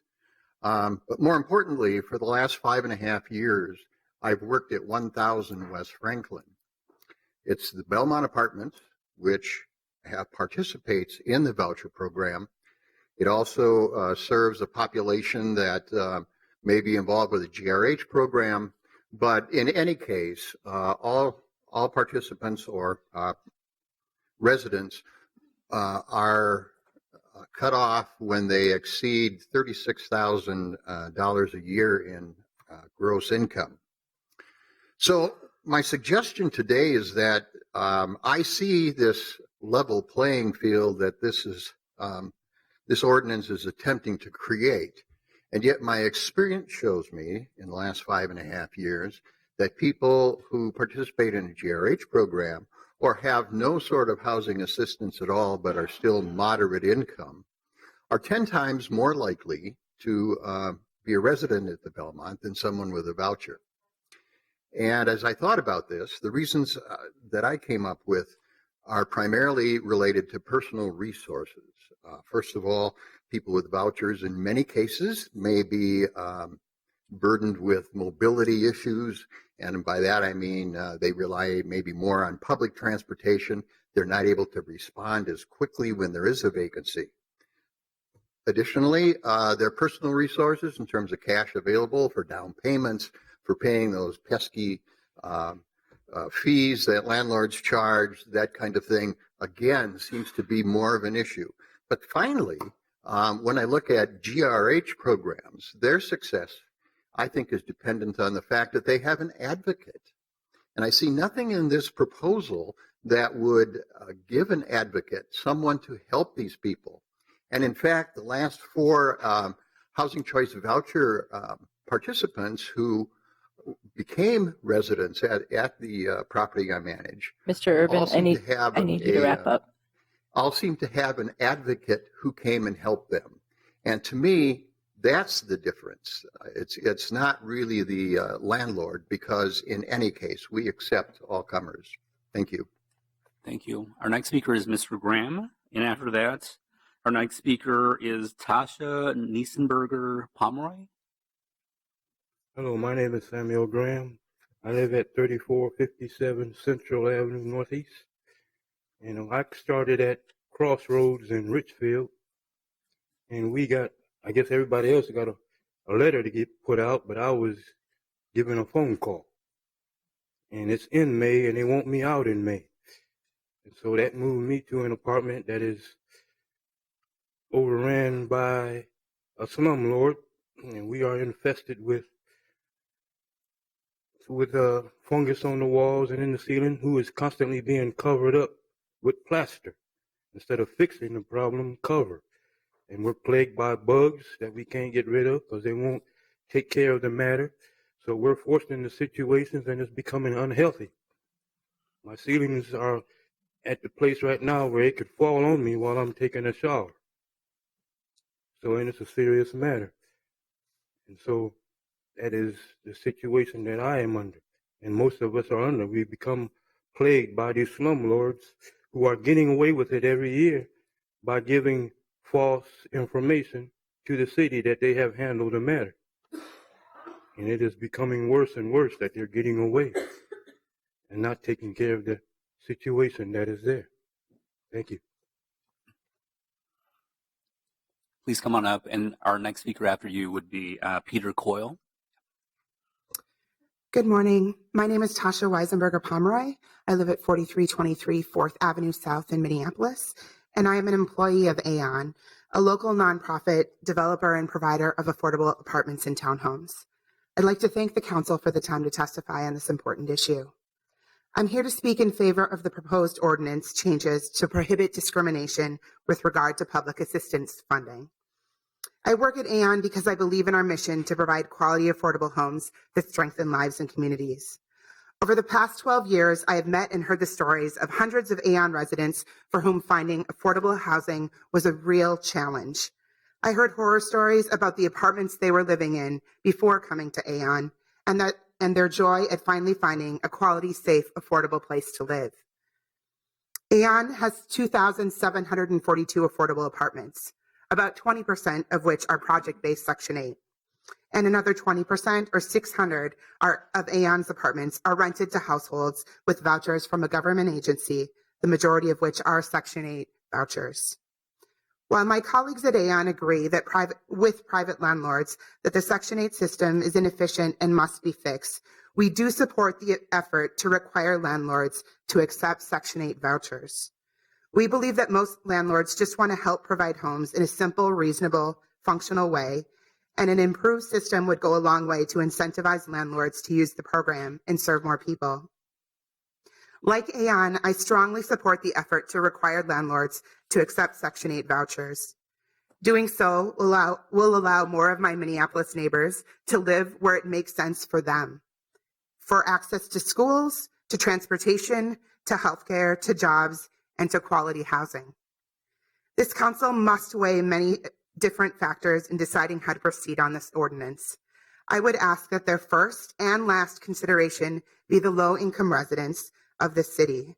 Giving them more access to quality, affordable housing is key to improving their lives, and stopping discrimination against Pomeroy. those who utilize Section 8 vouchers can and will help achieve that goal. Thank you. Our next speaker is Peter Coyle, and afterwards it's Joe Abraham. Good morning, Mr. Chair, Madam Chair. My name is Peter Coyle, 8300 Norman Center Drive, Bloomington, Minnesota. I'm here this morning on behalf of the Minnesota Multi-Housing Association. I want to acknowledge the very legitimate public interest the city has in trying to assure the availability of housing to all folks who choose to live in Minneapolis, regardless of their income status. But I would say respectfully, and I mean respectfully, that the approach that the city is taking this morning by this ordinance will do the contrary. It will damage your relationship with the landlords who you most need to solve this problem. And I believe if this ordinance is tested, it will be found to be unconstitutional and in violation of state law, contrary to the apparent advice that the Housing Department staff has received. I want to just briefly step through a couple of arguments and then defer to the rest of your testimony this morning. But the city acknowledges that it has multiple issues that need to be addressed based on the audit that's been completed by the outside consultant. That audit has identified multiple improvements that could be made to the housing program today without any ordinance being enacted. And yet, for reasons that are unclear to me, the city is choosing instead to pursue a path that I would say respectfully is a blunt stick. Rather than using a carrot, as the housing report would suggest, to try to generate support among the landlord community to be more active participants in the Section 8 program. Respectfully, this ordinance will do exactly the opposite. Contrary to staff's recommendation to you, this ordinance is a mandate. It will compel a property owner to participate in the program or risk being charged with a civil rights violation. That's a mandate. It will compel the landlords to enter into third-party contracts with the federal government. That's a mandate. It will compel property owners to undergo inspections under the HUD program that are different than those of the city of Minneapolis under your rental program. That's a mandate. It will restrict those landlords as to the sale or assignment of their properties. That's a mandate. And lastly, will force them to abide by contract terms that the federal government imposes on them through the HUD agreement that's part of the Section 8 program. That's a mandate. Thank you, Mr. Coyle. Madam Chair and members of the council, thank you much for your time this evening. This morning, and I appreciate your attention. Thank you. Mr. Abraham, and afterwards it's J. Patrick Kegley. Good morning, and thanks for hearing my testimony today. My name is Joe Abraham. I'm at 201 Western Avenue North in St. Paul. I'm an operator, and I proudly provide clean, well-maintained apartments in the city of Minneapolis. I'm also a very active and I'm a willing participant in the Housing Choice Voucher Program that includes the program administered through MPHA. But I strongly oppose this, and I urge you to consider if your best solution is to force unwilling, unprepared operators to administer this program. A year ago, I was asked, among others, to provide my initial reaction on the proposed ordinance. All stakeholders agreed on the following two items. One, MPHA needed significant program reform.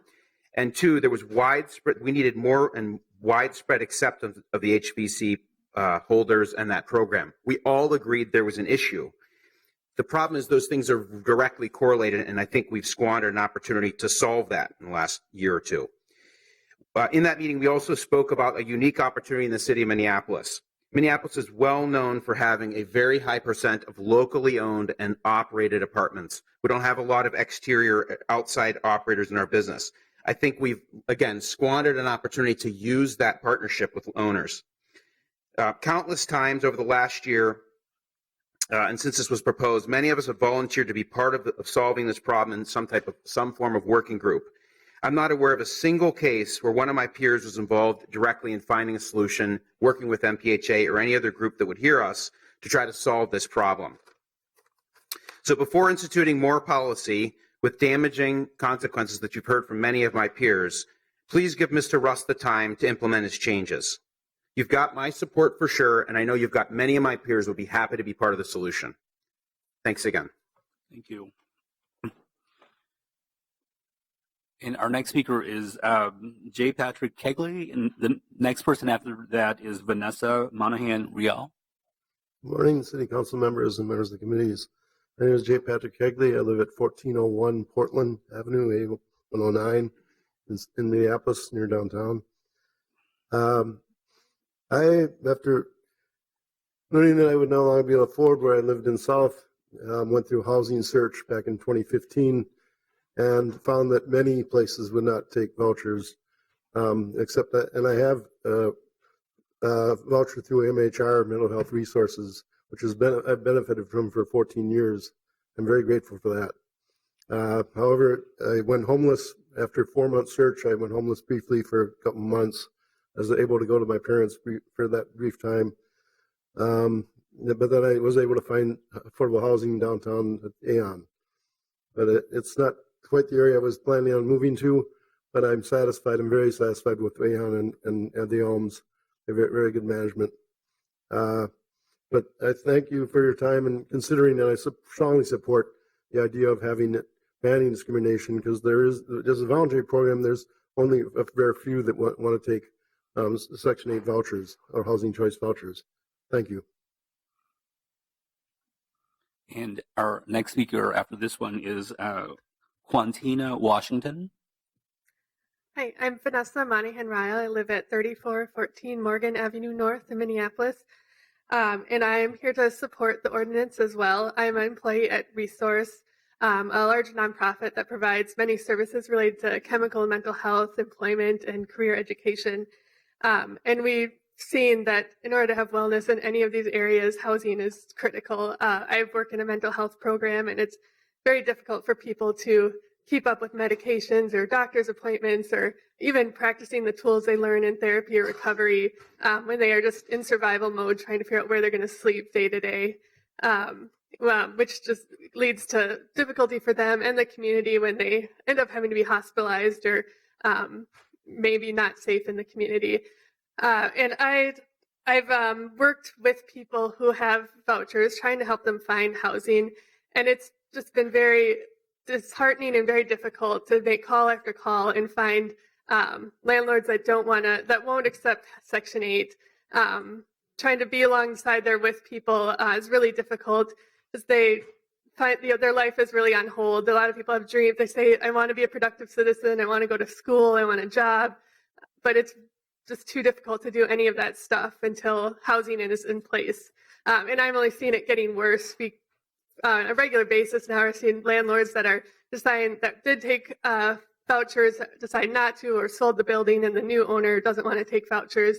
So it's a problem that's just getting worse. And I would argue that it is an urgent matter and does need to happen now because it is affecting the lives of people that, like I said, their lives are on hold and they really want to just be happy and healthy like everyone else. Thank you. Thank you. Our next speaker is Quantina Washington. And afterwards, it's the handwriting is a little bit difficult, but Ellen Sally. I'm sorry. Yes. Hi, my name is Quantina Washington, and I live at 3457 Central Avenue Northeast, apartment 104. And the reason why that I'm here today is because I am living proof of basically having to deal with slumlords for the past 4 years.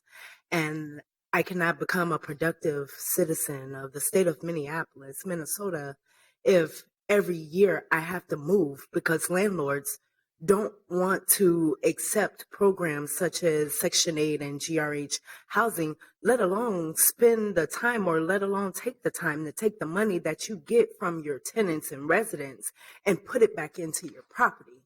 So we have to deal with bed bugs. I've had to deal with roaches. I've had to deal with spiders. I've had to deal with everything.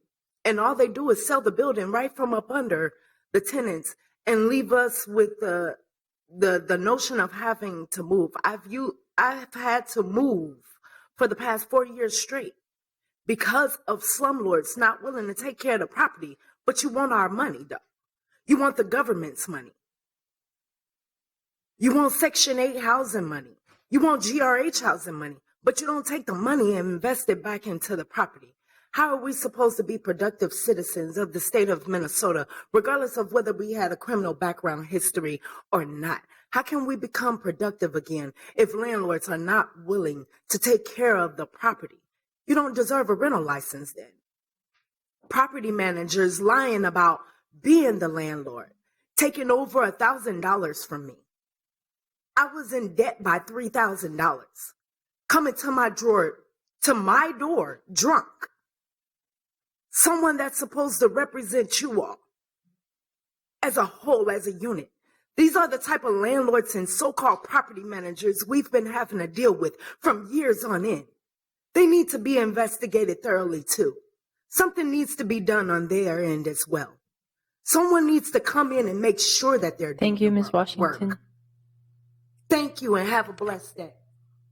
Our next speaker is Ellen I Sally. think it's Linda Maselli if I'm number 29.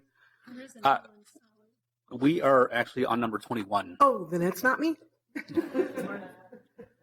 Good morning. Thank you for the opportunity to appear before this committee. I'm Ellen Solly. I'm the president of the Family Housing Fund. The Family Housing Fund is a Minneapolis-based nonprofit organization building on a 35-year legacy of helping communities meet their affordable housing needs. We are committed to working with housing authorities, local government, and private partners to create meaningful access to housing for families region-wide. The Family Housing Fund shares the goal of improving access to housing for families with housing choice vouchers. Prohibiting discrimination by source of income is a fundamental value that we hold, and the proposed ordinance in front of you will advance that value, and we support the ordinance. As you know, the proposed ordinance alone is not enough to expand and protect access to privately owned housing for families that hold vouchers.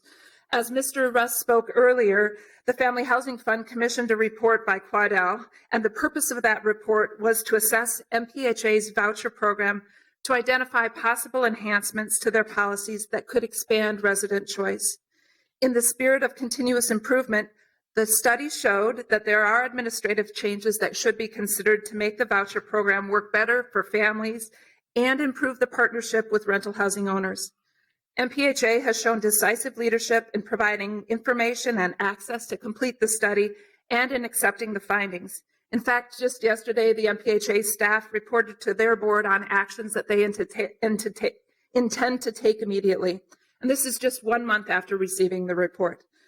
The Family Housing Fund's goal is to support MPHA's work MPHA in that work, and we encourage others, including rental housing owners, to do the same, as this will lead to meaningful access for families in our city. Thank you. Thank you. And our next speaker is Andrea Rubenstein, who graciously just waited. Next speaker after that is Lee Switzenberg. Good morning, Chair Yang and members of the committee. My name is Andrea Rubenstein, and I live at 5108 Bryant Avenue South in Minneapolis, and I'm here in support of the ordinance. I've come here wearing two hats. First, as a resident of Minneapolis, because I care about the quality of life in our city, as I know you all do, and I consider the quality of life to ensure equal access to affordable housing, to building stable neighborhoods, and freedom from discrimination.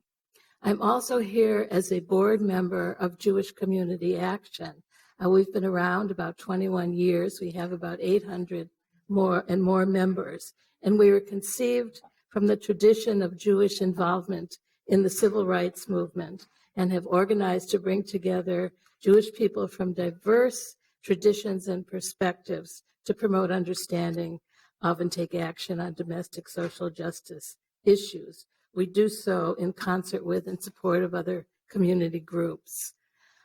I attended as a member of JCA a community forum a couple of weeks ago and heard some common themes that were presented in opposition to the ordinance. One seemed to boil down to it's my business. I should be free to conduct it as I wish, even if that, and that discrimination,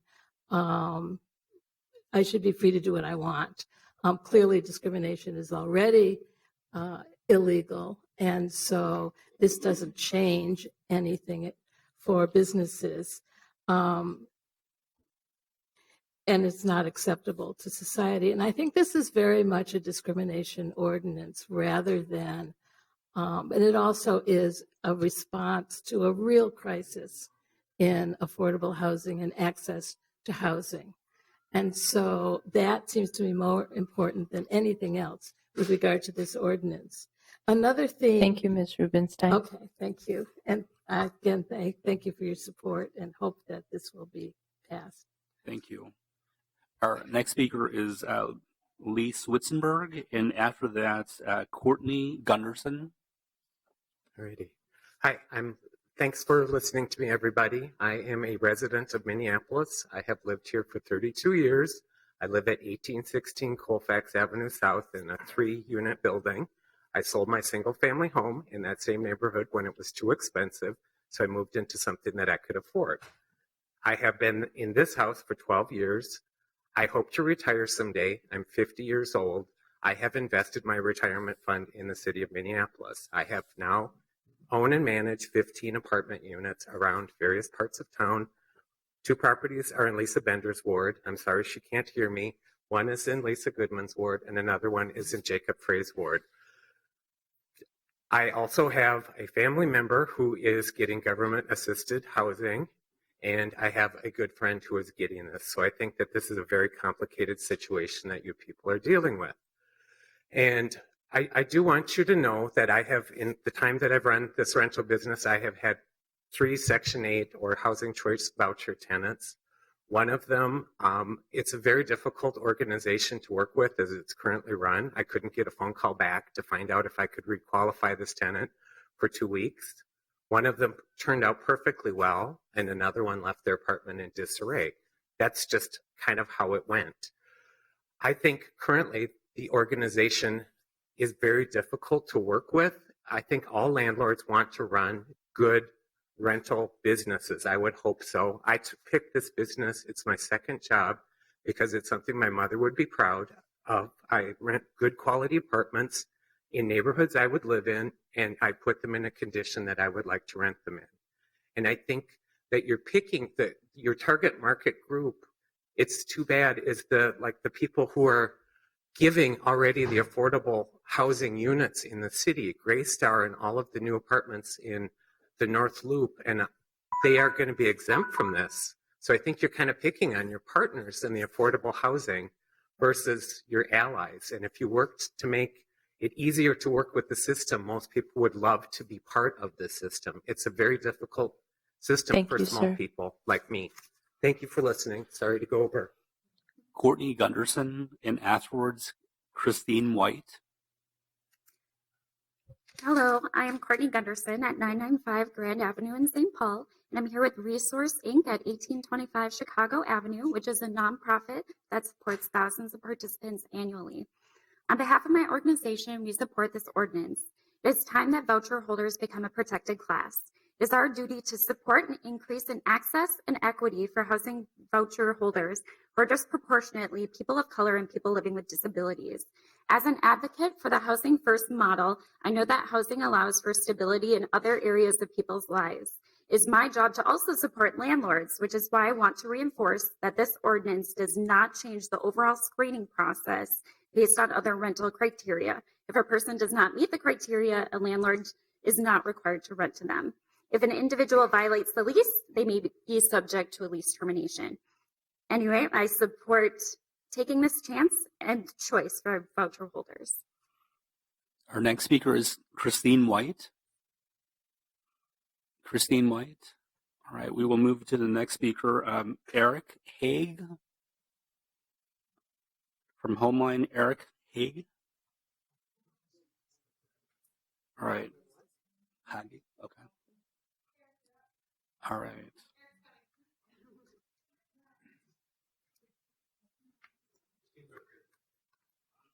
All right, you both can just line up and go ahead. Ms.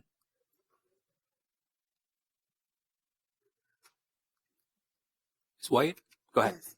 Hello, sorry about that. I guess I'm here because I'm going through some of the same situations, having the landlord discriminating, not wanting to rent to people, on low income, Section 8, and, being slum landlords and not wanting to fix things and stuff like that.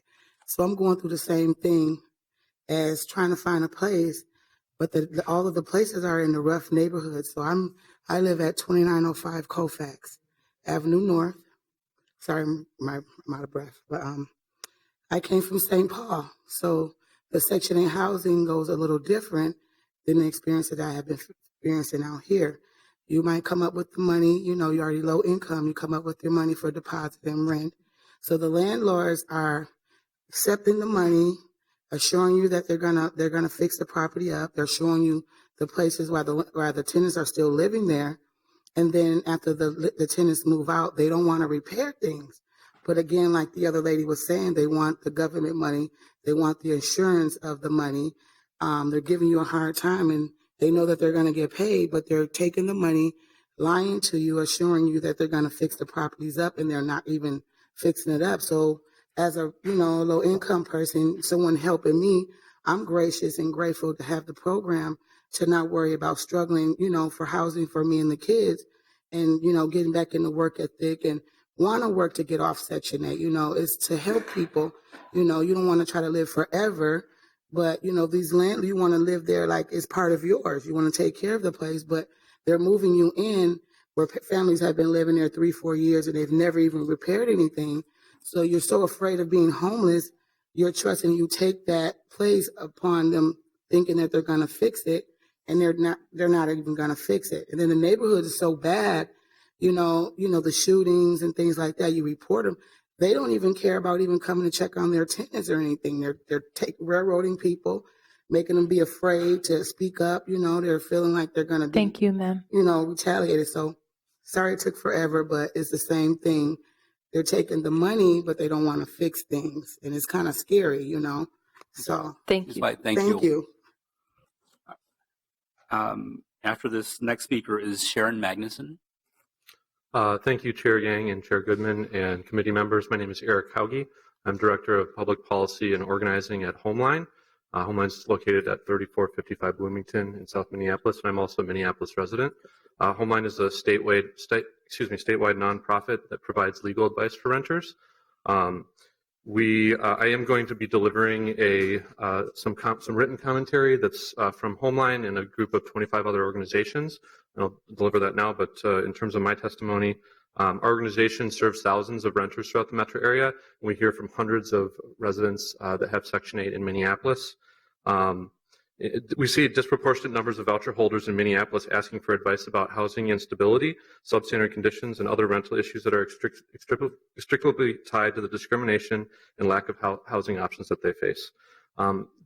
Danielle from the Department of Civil Rights mentioned a survey that we worked on, and I'm happy to submit that as commentary as well. It did demonstrate that there were a lack of options in housing listings that were available to Section 8 voucher holders throughout the city. And we've surveyed residents. We've learned from residents that perceptions about Section 8 caused some renters to face difficulty finding a home, and many were denied because of their voucher. I want to thank the Council for taking on this important civil rights and fair housing issue. We know firsthand that this is one key part of a regional response to larger historical patterns of housing segregation. Clearly, there is a need for more affordable housing. The number of vouchers available for those waiting for assistance is simply not enough.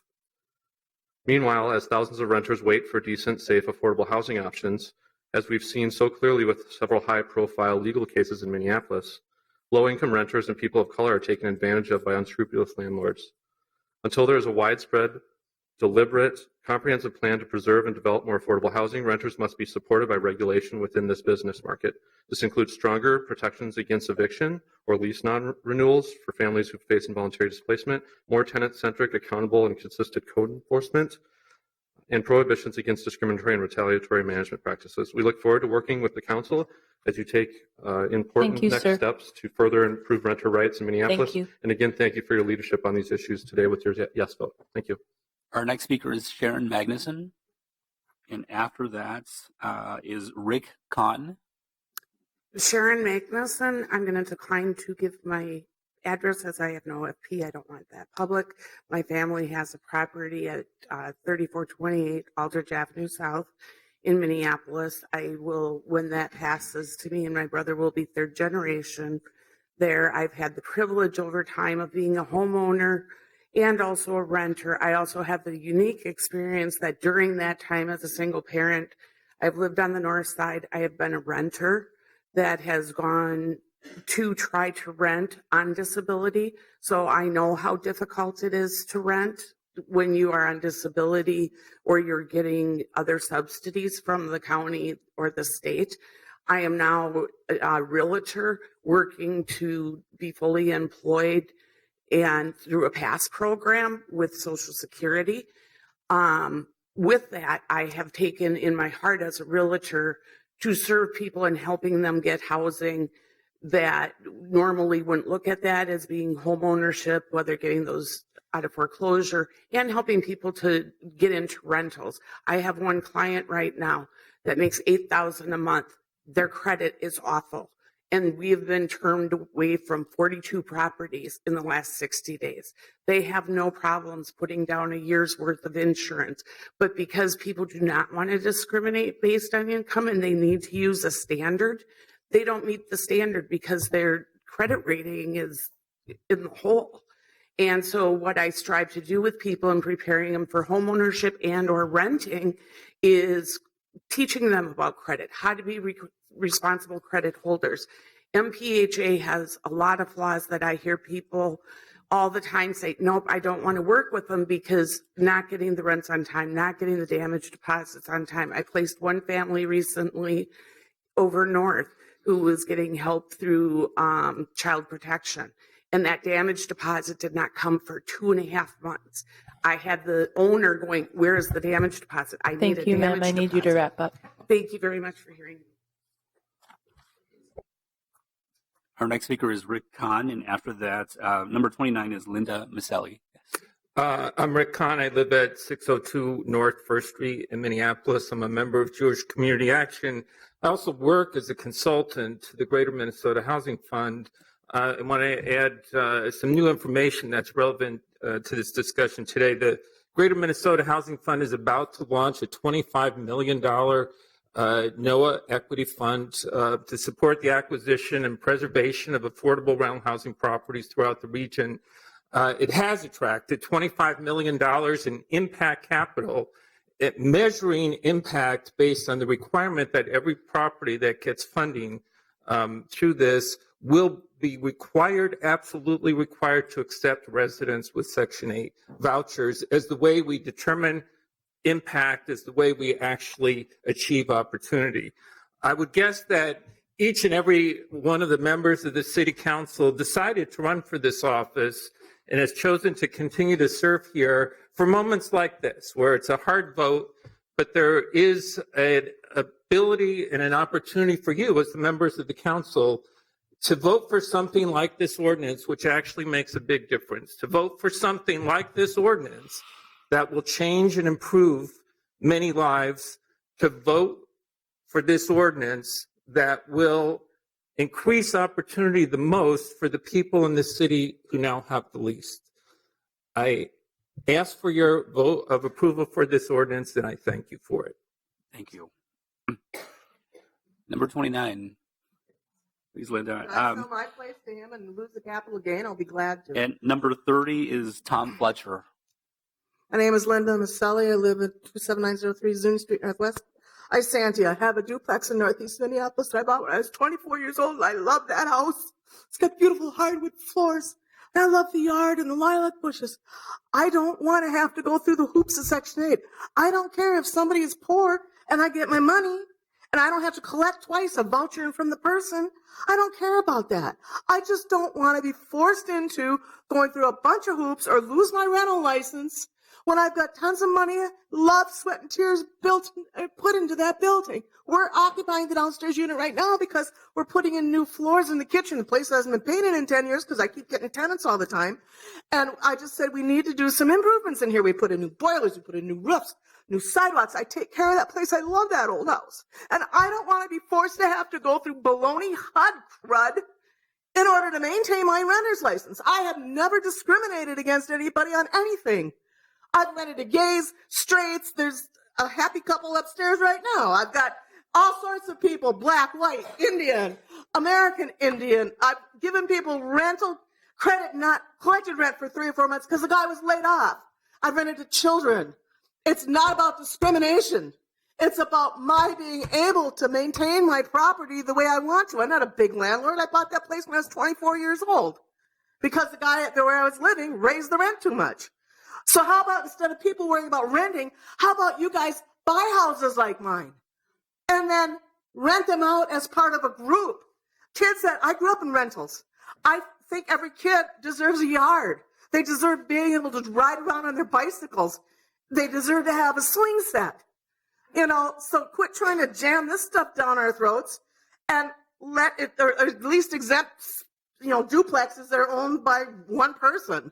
But don't make me go through this. I'd rather not rent the thing out than have to go through the expense of this. I'm 65. My husband's 73. We take care of our property. Thank you, Ms. Maselli. And it's not, and also protection, civil rights protection. How about for fat people and ugly people? Tom Fletcher is the next speaker, and after Tom Fletcher, number 31 is Andrew Turpinning. Yes, Tom Fletcher, 21190 Excelsior Boulevard, Greenwood, Minnesota. Before I do my comments, I'm going to respond to a couple things. It was noted that a Stanford professor did a study on mobility. It was between metropolitan areas, not within the metropolitan areas so much, so just as a correction on that. I also know that MPHA indicates they have a fairly high success rate with the current program, and their statistics show, on their report, show 100% units funded to the least, if I read them correctly, and 98% spent to funded. So apparently they are placing people with landlords. Okay, in terms of my personal remarks, I also sit on a city council in the small town of Greenwood. We have our property problems too, so I get it, but I've also learned from dealing with problem landlords. We've sent inspectors through when we do that, and we get the place up to a reasonable level, but you can't compel good performance. Maybe this council can, but our council can't. We can get them up to a reasonable level, and then it stops. I think in the city of Minneapolis, you have a large number of good landlords.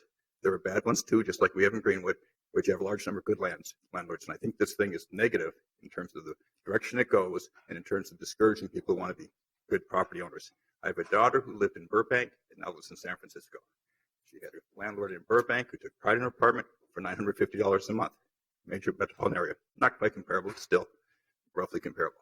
And you went around the apartments in the area, great pride in the apartments in general. My wife has commented the same thing. We go to San Francisco. Example of a highly regulated market. She lives in a rent-controlled apartment, over $2,000 a month now, compared to $950 for less of an apartment. You just have to look in the door and you can tell, the care of the apartment. Richmond Heights area between Presidio and Golden Gate, not a bad neighborhood in San Francisco. I mean, Presidio's a nice spot if anybody's ever been out there, and as is Golden Gate Park. And so it's, guess what? You can't force good performance. And San Francisco has more rules than we have, and it's in the carrot or the stick. Peter Coyle cited it. I would say that why not focus on developing willing partnerships with landlords, have the public housing do what they say they need to do, and see how that works, and try and. Thank you, Mr. Fletcher. Thank you. Next speaker is Andrew Turpinning, and after Andrew is Judith Tenenbaum. Hello, thank you very much. My name is Andrew Turpinning. I live at 227 Montrose Place in St. Paul, but I work at 1825 Chicago Avenue South in Minneapolis. I'm a housing case manager with Resource, and I have 17 clients that I work with. They all have different types of subsidies, and I would like to advocate in support of the ordinance. One thing I would like to mention is just that I hope that we could all put ourselves in the shoes of folks that have subsidies. So my average client gets Social Security, he or she gets $733 a month.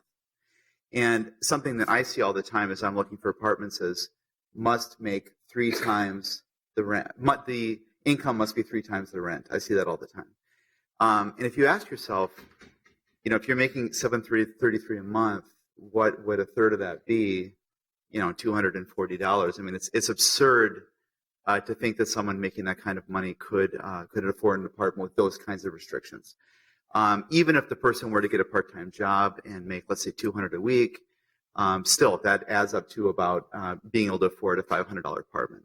And there are folks that can't make the kind of money that need some kind of a subsidy, and that's what Section 8 provides. And so I hope that people can put themselves in their shoes and understand that there's not a lot of options that they have. Section 8 is one of the only options that they have available to them. The other thing I wanted to say is just that I think that this ordinance is about giving people a chance. Right now, because there's such a dearth of affordable housing, they essentially don't have a chance. And this provides them a chance.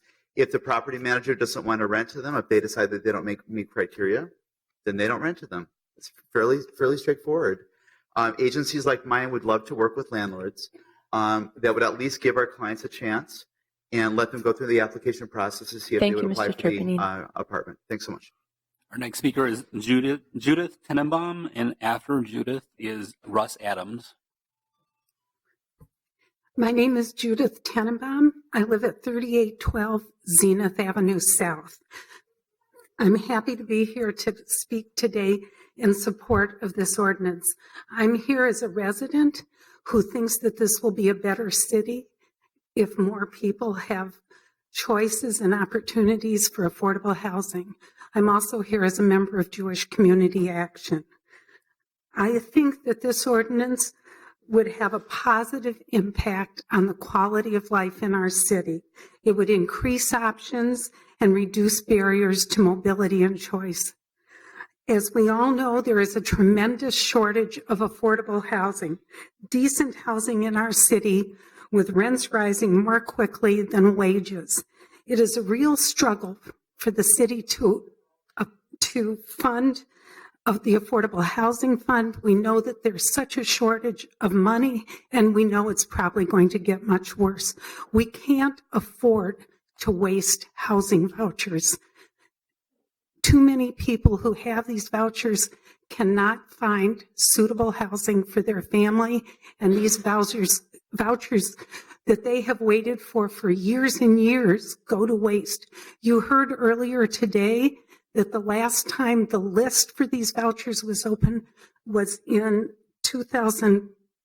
Oh, I forgot. Was it 2004 or 2008? 2008. I mean, that is a long time to be waiting and then not to be able to use it. It's just a waste of our resources. I also want to say that I live in a neighborhood that has disproportionately very few of these vouchers in use, the least in the city. And it's become worse. And I know that my neighborhood would be a better place with more diversity, with more families of color, with more mother or female-headed households. And I just want to say, as a long-term resident, I've been here 45 years, I support this. Thank you. Thank you. Mr. Adams, you're next. And afterwards, it's Gail Dorfman. Thank you, Councilmember Yang and members of the City Council. I'm Russ Adams. I am the director with the Alliance for Metropolitan Stability. I live at 3317 14th Avenue South in beautiful Powderhorn Park. I want to thank Council members Warsame, Goodman, and Glidden for bringing this ordinance forward. I speak in support of it. I understand that 57 jurisdictions, roughly, around the country have adopted this measure. I've yet to hear any study or any report that in any of these states, counties, or cities, it's led to the collapse of the rental apartment industry. I also want to thank Council members Glidden and Warsame for having a community forum a few weeks ago at the UROC to have a full discussion about this. At that forum, there was a landlord who spoke very eloquently about renting to tenants of all incomes and ethnicities and races. But he said something that bothered me. He said that it's not any of your business, the City Council, to tell them who to rent to. And I just want to respectfully disagree with that statement and say it's always the business of government to step in and prevent discrimination. And that's what this ordinance is about. It's hardly a mandate. It's hardly a mandate. As other speakers have said, it merely gives the tenant the opportunity to make their best case to that landlord or that apartment manager that they would make a good tenant. It's not unlike the ban the box that places like Target and the governments have done to say you can't apply for this because of your past. You get a shot at making your best case. That's in the best interest of the American tradition of fair play. It's also been asked of you that why is there a rush for this? And I just want to say that the tenants and the community leaders that have spoken before me have made the best case, and I can't be as eloquent as they are about the housing crisis that we are experiencing right now. This is why you were elected. You were elected to make the hard decisions and to do something about crisis, and that's what we're living under. Thank you. Thank you. Next speaker is Gail Dorfman, and after Ms. Dorfman, the next speaker is Lashella Sims. Thank you, Chairs Yang and Goodman and the members of the committee. I'm Gail Dorfman, the Executive Director of St. Stephen's Human Services at 2309 Nicollet. I also serve on the Met Council representing Minneapolis and 4 of the West Metro cities, and I'm a resident of St. Louis Park. At St. Stephen's, we work with extremely low-income families and single adults who are homeless. Our focus, long supported by the city, is to get them off the streets and out of shelter and into safe and stable housing. We're successful doing that only when we can make the math work, ensuring that our families are competitive in the private rental market. Housing subsidies create that level playing field. A housing voucher is income. For the families we serve, they should have a choice about where they live and where their kids go to school. Our families want housing stability for themselves, just as we all do.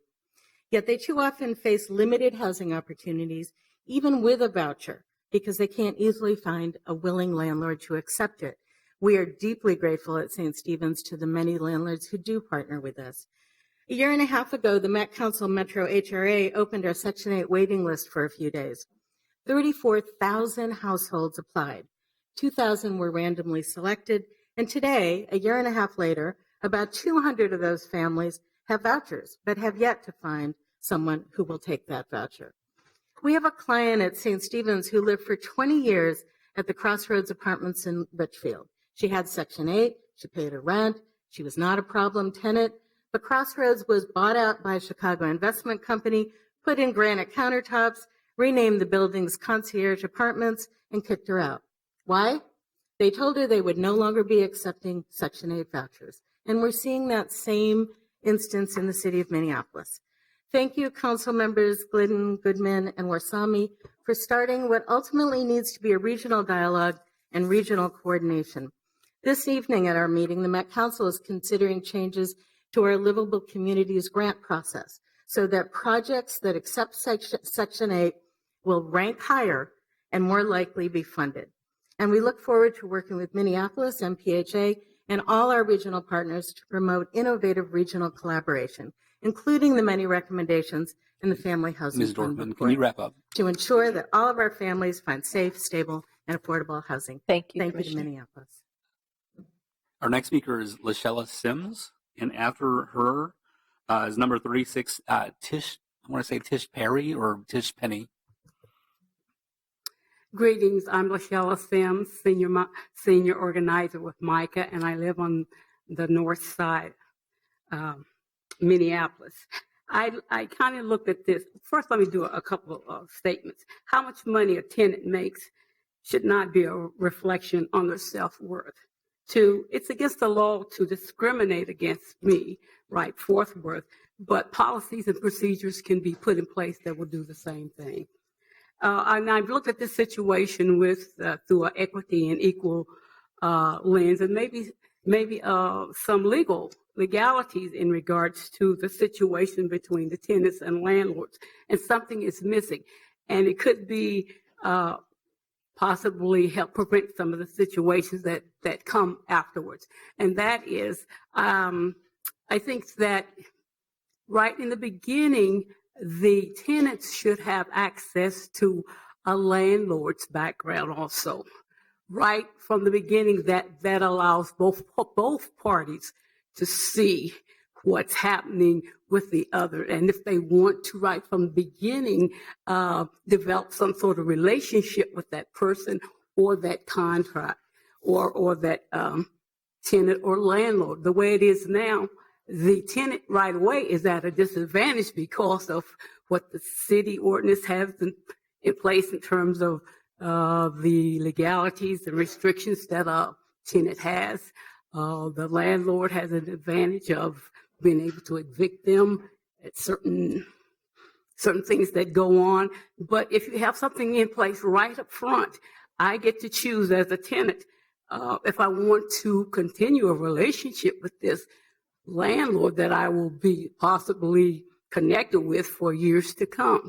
And I get to see as a tenant, what kind of record they hold, what kind of landlord, how is he keeping up his buildings, what is his reputation, things like that. So in terms of, like I said before, in looking at it through an equity lens and a balanced lens, both parties should have access We need you to wrap up. background checks. Thank you. All right. Our next speaker is Tish Perry, and after her is Rashida Credit. Good afternoon. It's pronounced Tish Penny. That's okay. and I live at 3991 West 141st Street, Savage, Minnesota. And I'm here today with Not, and I'm from One Family, One Community Organization and Women United. And I'm here today to talk about myself and many others. You and your children would be homeless without it, as you don't bring in enough income to afford a proper living space. Renters are over $1,000 a month for a family of 4, and that's not including having to pay utilities, necessary bills, and living expenses. With children with Section 8 and crucial to your livelihood. Though Section 8 already has limited acceptance for houses and apartments in nice areas, as Section 8 is often in more forgotten neighborhoods or troubling as areas in less for properties. But for those with major strugglings and challenges to life, surroundings is better than nothing than Section 8 is here as our options. I pray for Section 8 program renters for those in need and hope it will actually get better and designated living opportunities, more choices, and safer, friendly, inspiring communities. Welcome these in need, trying to live better and create a happier, peaceful, stable home and a peace of mind. Section 8 helps bring affordable ease to my living needs. Every dollar makes. My children are very grateful to the program and myself and many others. I'm here for pleading for you guys to do this for 10 years. Thank you. Thank you. The next speaker is Rashida Credit. You have to sign up. So if you can sign up, yeah. We're almost done, so please just sign up. Our next speaker, number 38, is April Anderson. Hi, good afternoon. I'd like to thank the council for my time. My name is April Anderson. I'm from 7436 72nd Lane in Brooklyn Park. I was a Section 8 voucher holder.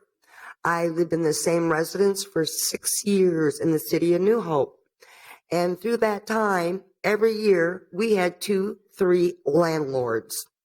And this complex is owned by a very large corporation. And this is part of the problem. We can't fight corporations, and you get as much justice as you can buy.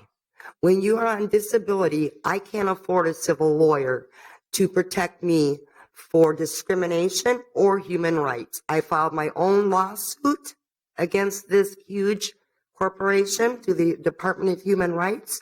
It was turned down because I am not a lawyer. I would like to add that during that time with my mental health, I slept outside in a park in Brooklyn Park. I'm 52 years old. I am extremely ill. I called Homeline. I called State Representative Lyndon Carlson. I called Ann Rest, Keith Ellison. The list goes on.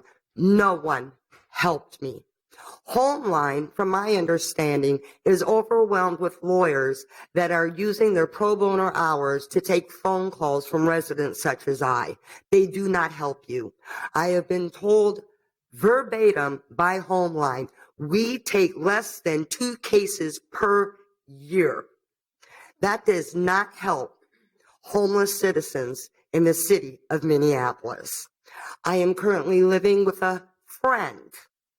And every time Section 8 asks us to send us paperwork, we send it over and over and over. This is not only a problem with Section 8, but it's also a problem within your welfare system. We didn't receive it. We didn't get it. You can fax it 20 times and they'll still tell you they didn't get it. You cannot call welfare also. Thank you, Ms. Anderson. I need you to. I hope this is addressed, and I thank you all for your time, and I hope you take it seriously of your serious shortage in this city of housing. Thank you. Our next speaker is Joseph Kreisman, and after Mr. Kreisman is Pat Long. Hi, my name is Joseph Kreisman. I live at 1311 Grand Avenue in St. Paul, Minnesota. and I'm the director of the Downtown Congregations to End Homelessness, which represents 15 interfaith congregations in and around downtown Minneapolis here. I want to thank Councilmember Wasami, Glidden, and Goodman for putting together this proposal and for the committees for having the public testimony today. The DCH supports this ordinance change for three major reasons. The first is that the city currently allows discrimination that is widespread in the housing market against housing choice voucher holders. You cannot blatantly deny someone housing for any reasons besides housing choice vouchers and criminal records. And these two things are dramatically different from each other. There's an inherent choice in the program for landlords who can still deny a housing choice voucher holder tenancy if there are other more qualified applicants. It's the same for an employer who can not hire a woman if there are other applicants, but they cannot say on the application, women need not apply. The second reason is that there's a dramatic lack of choice in the housing market today in Minneapolis. This ordinance will allow low-income families the opportunity to live in neighborhoods that they have traditionally been locked out of and not be limited to specific areas of the city or forced into homelessness.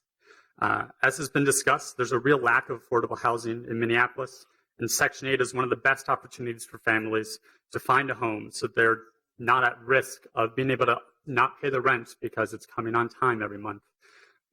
The third reason is a moral one. Being a landlord is a privilege, and having a home is an international human right that is guaranteed in lots of countries. The job of city government should be to protect the least among us from those who have power. Thank you. Thank you. Our next speaker is Pat Long, and after Ms. Long is Cheryl Anderson. Hi, my name is Pat Long. I'm a senior case manager at Community Action Partnership for Suburban Hennepin. I am I work with the homeless population, and working with them and work with them for many years. I often get a lot of phone calls with families that are freaking out because they are losing a Section 8 voucher after waiting 10 to 12 years to even get the voucher. So once they get the voucher, they're so happy. Oh, happy day, I got a voucher. And they get out there and look for housing. And once they look for housing, they got 90 days to find housing. So they don't find housing in 90 days. Then they have to go get an extension. Getting an extension, that's another 60-day extension. And so now they down to the wire, because if they don't find housing in 60 days, they will lose their voucher after waiting up to 12 years to get one. And so I'm finding that the biggest elephant in the room, that the landlords, management companies, a lot of them have stopped taking Section 8. So advocating for these families to try to get them housing with their Section 8 voucher, it could be a daunting task sometimes. And so we're down to the wire, getting out there to try to find the families housing. I have been able to succeed to find them housing and to keep them in housing. And I think it's really important that they will look at that these families want a safe environment to live in, and they like to, choose wherever they need to choose to move at. And most of the families want to move in a safe environment. I'd like to say that being a housing advocate, that one of the biggest fear that most of the people have when they do get this Section 8, am I going to be able to find housing? Thank you, Ms. Because a lot of Long. landlords and management companies don't take it no more. Our next speaker is Cheryl Anderson, and after Ms. Anderson, the next speaker is Rod Adams. Hello, everyone.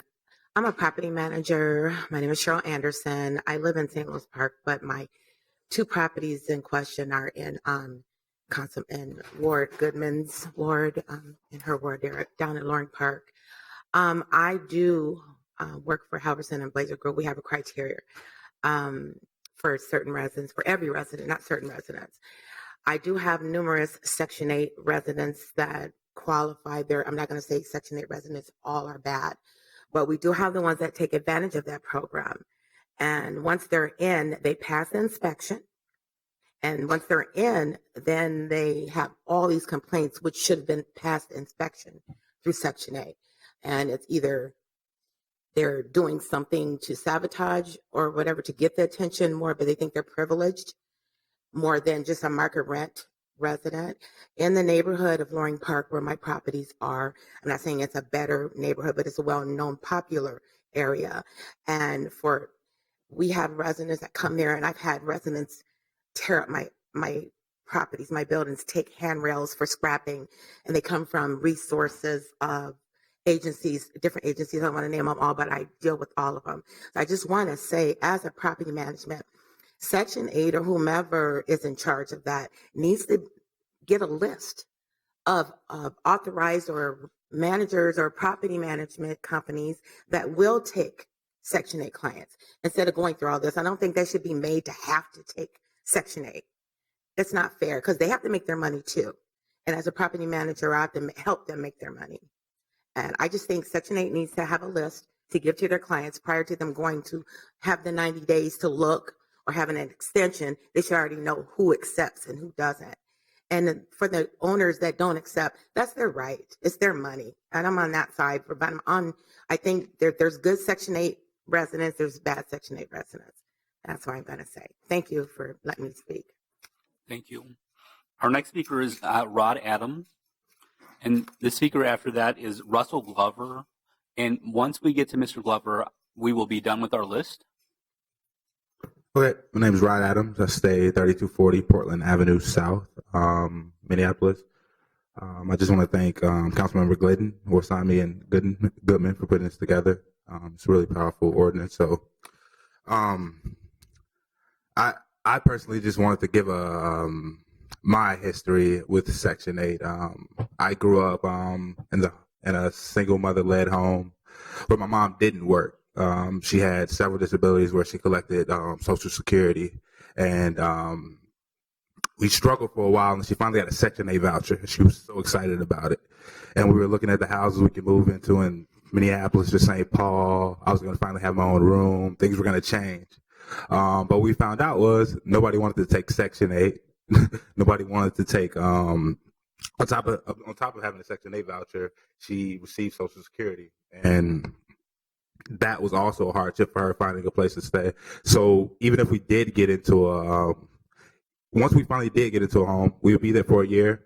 The lease would expire. It would not be renewed and the reason would be that we are not taking Section 8 anymore. We would move to another suburb, and this repeated itself for so long. And this past year, my mother was diagnosed with a terminal illness, and she was forced to. Her lease was up, and they didn't renew it. She was forced to move away from her center of support.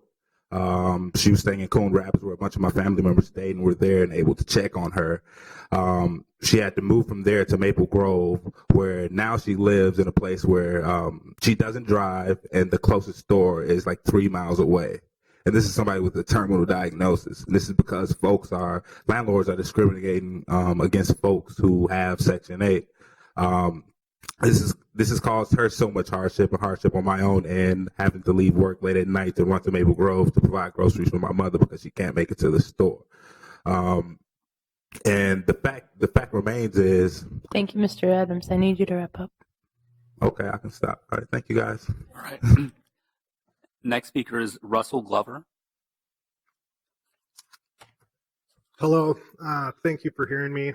My address is 4145 Bryant Avenue South. I own 4 duplexes in the northeast neighborhood, and then I own 1 in the Tangletown, which would be yours. I guess, this is coming down to an issue of discrimination. However, it's also an issue of just about housing in general. You have people that want to buy houses that can't find them, let alone renters that, I have people coming in, first persons that provide the correct criteria, which is a lot of times the first person. They get it. And then let alone Section 8. There's a scarcity of housing. And I know Ms. Bender especially has wanted to increase housing density. So we got to, create or add to the supply. That's one problem. However, back to this issue, if we're going to have people that are, it's coming down to mandating this. I've heard it's not mandating, and I've heard it is.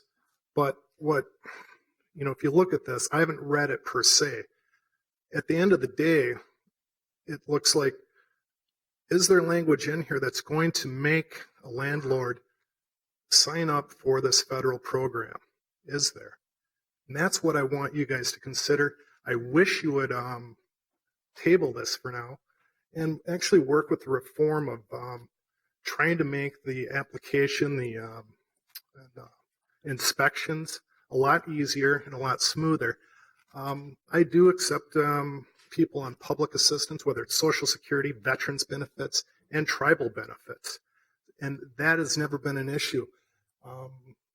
People can look at the rental licenses online, whether or not they're a tier 1, tier 2, or tier 3. I think that's an excellent program that you've worked with the landlords in the past.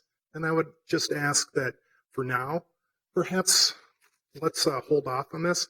Let's work on reforming the existing programs and making it easier for Mr. landlords. Lupton, can you wrap up? Yep. Thank you. Thank you. All right. Well, we are done with our list, and I just saw a gentleman just signed up, and so if you can step up and speak, but before you do, just come on up. Before you do, I just wanted to let folks know. I mean, if anybody else in this room wants to speak, if you can just stand up right in back of this gentleman here and get ready to speak. Oh, I'm not seeing folks, so please go ahead, sir. Thank you. I want to be brief because I know you guys probably want to get out of here at this point, but I haven't heard anybody bring up economics at all or the cost of housing. And frankly, the cost of housing is very expensive in this. I feel like it's expensive in this region, and I think that a lot of part of the expense is due to the regulatory expenses, and that by pushing through this legislation, this will increase the expenses that landlords have to pay, which they will necessarily have to pass on to their tenants because that's how we get paid, is through our rent. All our income comes from rent. And so as our expenses goes up, we must raise rents. And so this ordinance will raise rents in this region. And I just hope you're aware of that. And it's something that I don't really want to go forward, largely for that reason. I think that, we have Section 8 to help people who can't afford the rents as they are. And by exaggerating the rental affordability problem, you're going to require more people really to be on assistance programs. So I'm not sure that this is really the right way to go about it. And I would urge you guys to, if you're absolutely going to pass this, to at least work with MHA on making the voucher program work better and more efficiently for landlords so we can keep those costs under control. So, sir, could I get your name and your address? Oh, sorry. My name is Brock Schumacher, and I live at 4328 Humboldt Avenue North, and I'm in your district, sir. Okay. Thank you. Thank you much. All right. Are there any other speakers? Any other speakers? Any other speakers? All right. Well, I will close this public hearing then. Thank you very much to all the speakers who've come before us. And with the public hearing being closed, we are going to take a 7-minute break, and we will come back at 1 o'clock.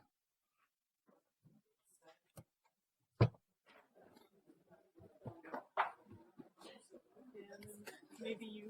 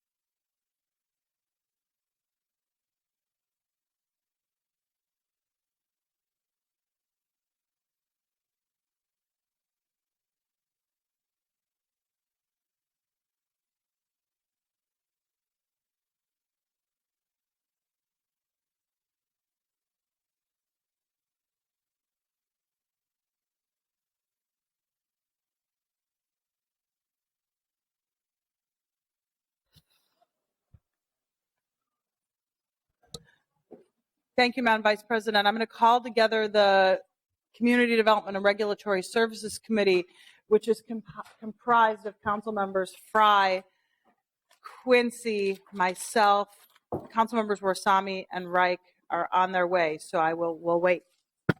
We're waiting. We're done. Okay. I'm going to call together the Community Development and Regulatory Services Committee. Having a quorum of that committee, we have a number of items in front of us, essentially items 1 through 4 that were identified at the very beginning of this meeting many, many hours ago. I'll note that there is a staff direction listed in your packet.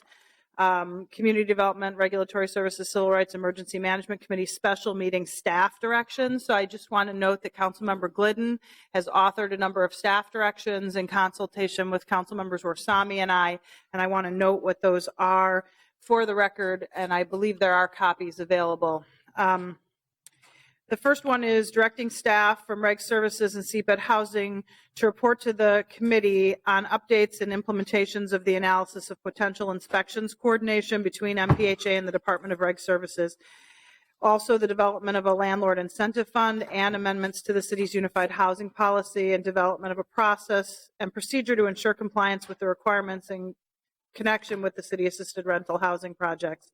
The second staff direction is requesting the MPHA attend a meeting of the Community Development and Regulatory Services yet this year in 2017 to provide an oral update to the committee and the public on efforts to implement the recommendations of the enhancements and best practices design report. I refer to it as the Quadra report, as well as the initial as well as where they're at on the initial of the potential inspections coordination between the city and regulatory services. So we'd like to hear before the end of this term where we're at on those two issues. And then lastly, we would be directing staff from Civil Rights and CPED Housing to report to the council with an evaluation and update of the enforcement, utilization, and impacts on the housing market, respectively, of the Section 8 Housing Choice Voucher Anti-Discrimination Ordinance 1 year after the implementation date of May 1st, 2018, and no later than August 31st, 2019.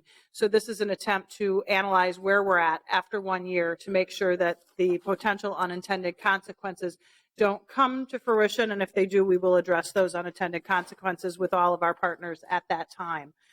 So I'm going to move, for discussion purposes, move items 1 through 4, as well as the staff reports as outlined. I'll note then it will be the Civil Rights and Public Safety Committee that will take up the actual ordinance amendment. I'll speak to that motion at that time, even though I don't get to vote on it today. So this is for only members of the Community Development and Regulatory Services Committee on the chair's motion to move forward items 1 through 4 along with the staff report or recommendations. And anyone can speak to it at this point. I would think most people probably want to speak to the actual ordinance itself. Anyone can speak at this time if they'd like as well. Anyone on the committee care to speak to that issue? Okay, seeing none, we'll take a roll call vote on items 1 through 4 plus the staff directions of the CD committee.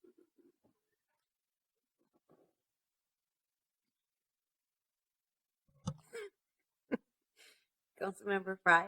Aye. Reich. Aye. Warsami. Aye. Kano. Absent. Quincy. Aye. Chair Goodman. Aye. There are 5 yeas, 0 nays. Okay, so those items are approved. Those are mainly staff directions, and I'll conclude the Community Development and Regulatory Services Committee meeting and turn the chair over to Council Member Yang, who will chair the ordinance conversation and motions. Thank you, Chair Goodman.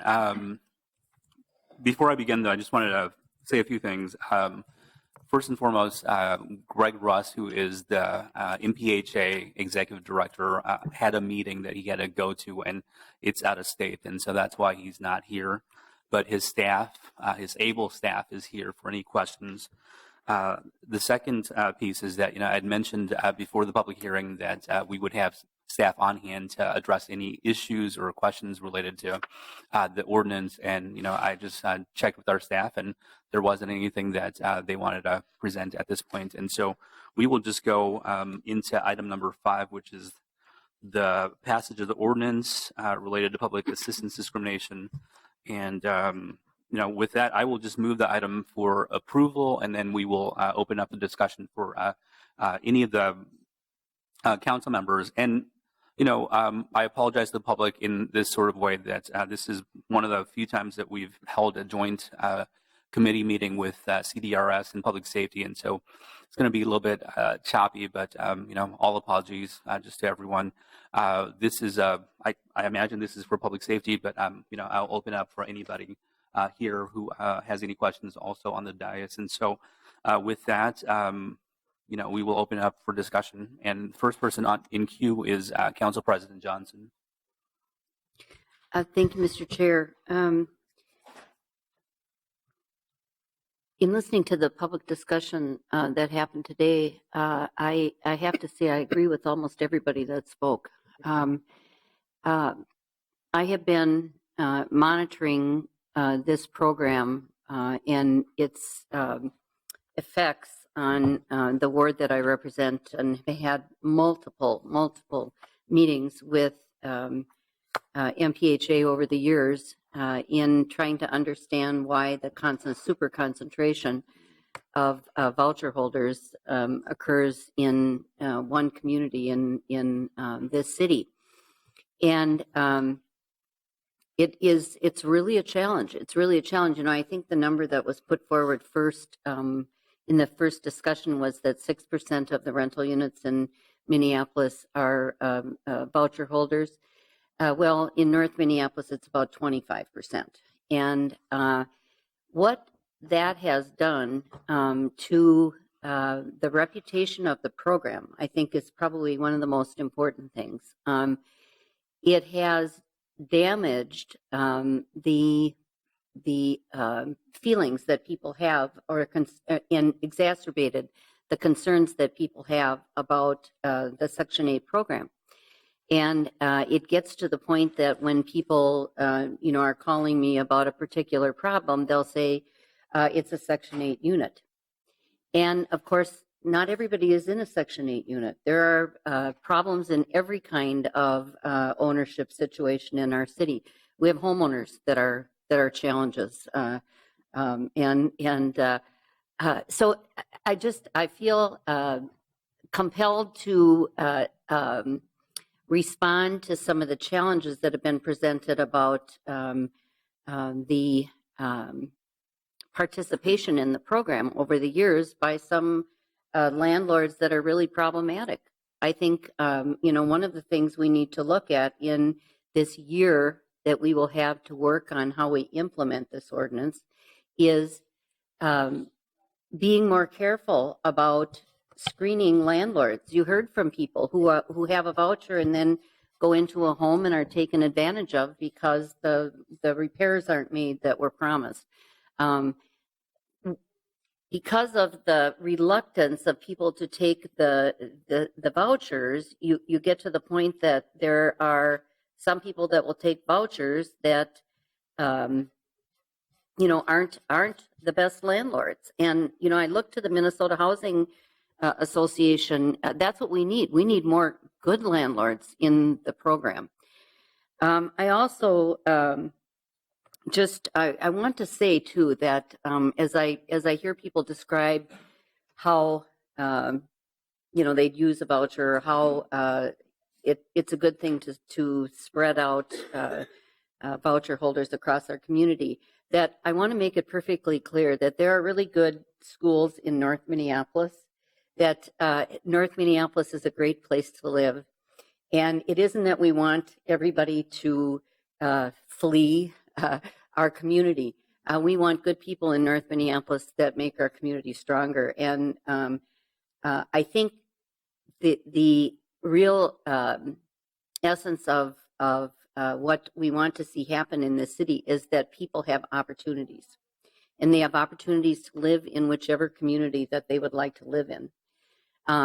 Sometimes obviously money is a challenge, but as it was shown, there are places in our city that the rents would still fall within the Section 8 guidelines, and people could choose to move there if there were opportunities for them to do so, that good landlords would accept their vouchers. So I think that we have a chance to see some deconcentration happen.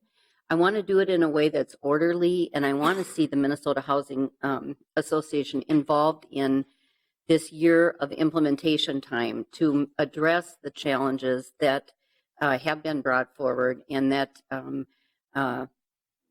quell people's concerns about participating in this program. So I'm going to be supporting this today. Again, it was hard for me to get there because having had such long experience with the program, I share some of the concerns that people brought up about dealing with it. And MPHA staff knows that I do, and they've been wonderful. I have to say, when I have a problem, I call them, and they're very responsive and very helpful. So, but it is a challenge that so much of the rental market in North Minneapolis is concentrated in this program, and I think this is an opportunity to see some change in that. Chair Goodman. Thank you, Mr. Chair. Councilmember Glidden, for your amazing leadership on this issue.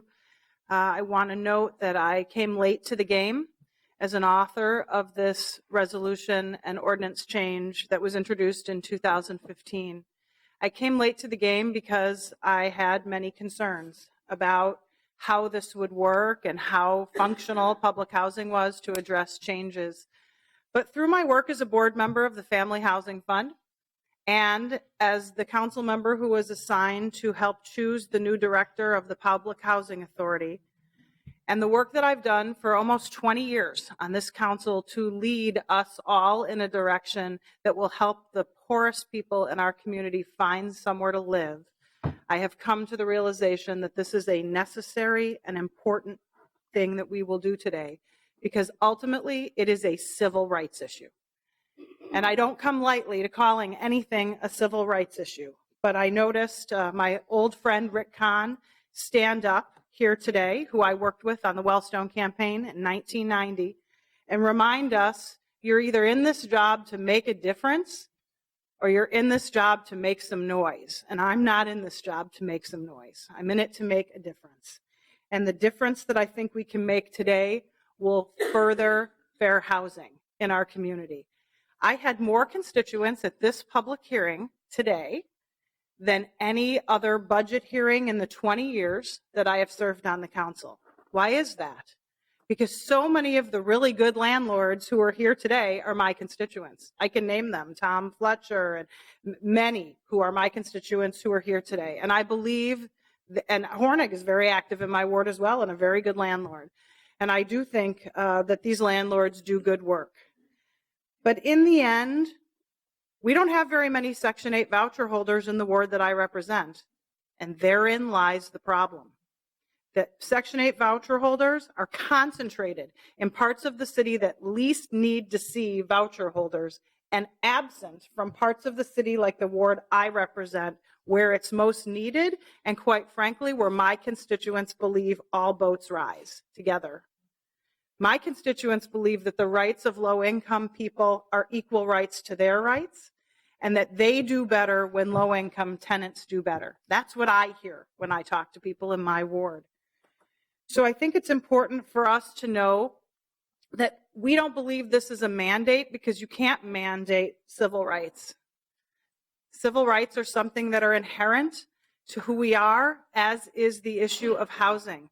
I agree with the good folks in my ward who represent the religious community so adequately that we believe housing is a civil right and an entitlement. And for people to be able to live in the neighborhoods that they choose is inherent to the job we need to do as regulators of a business that is allowed to operate in our city. I do think we've done a number of things to try to ease the burden of those that don't feel that the program is working for them. We will take 1 full year to work with our friends at Public Housing to ensure that some of the issues that have been brought up by the Multifamily Housing Association are addressed. I'll note, however, many members of the Multifamily Housing Association who stood here today and did not come to speak today take Section 8 vouchers. They do. They're good people. They're not all in it to make money. A lot of them are in it because they care about housing. They feel the issue of housing themselves. They have legitimate concerns. Those concerns need to be addressed. That's why we're not going to implement this ordinance for a year. We'll also take a review of the ordinance to ensure that concerns with regard to unintended consequences do not further hurt people who are trying to access this program. 75% of the rental housing in the city of Minneapolis is currently unavailable to this population due to rents, and we have been unable thus far to use the move to work status that we have in our city, which, as I understand it, is a precious gift from an increasingly hostile federal government to allow us to do things differently. And we need to allow the people who have made housing their passion and mission at the Public Housing Authority the opportunity to be innovative and to be leaders in the kind of change that we want to see as a community. We're very lucky to live in a very progressive environment where people believe in each other, and we have enormous racial disparities in the city despite that progressive nature.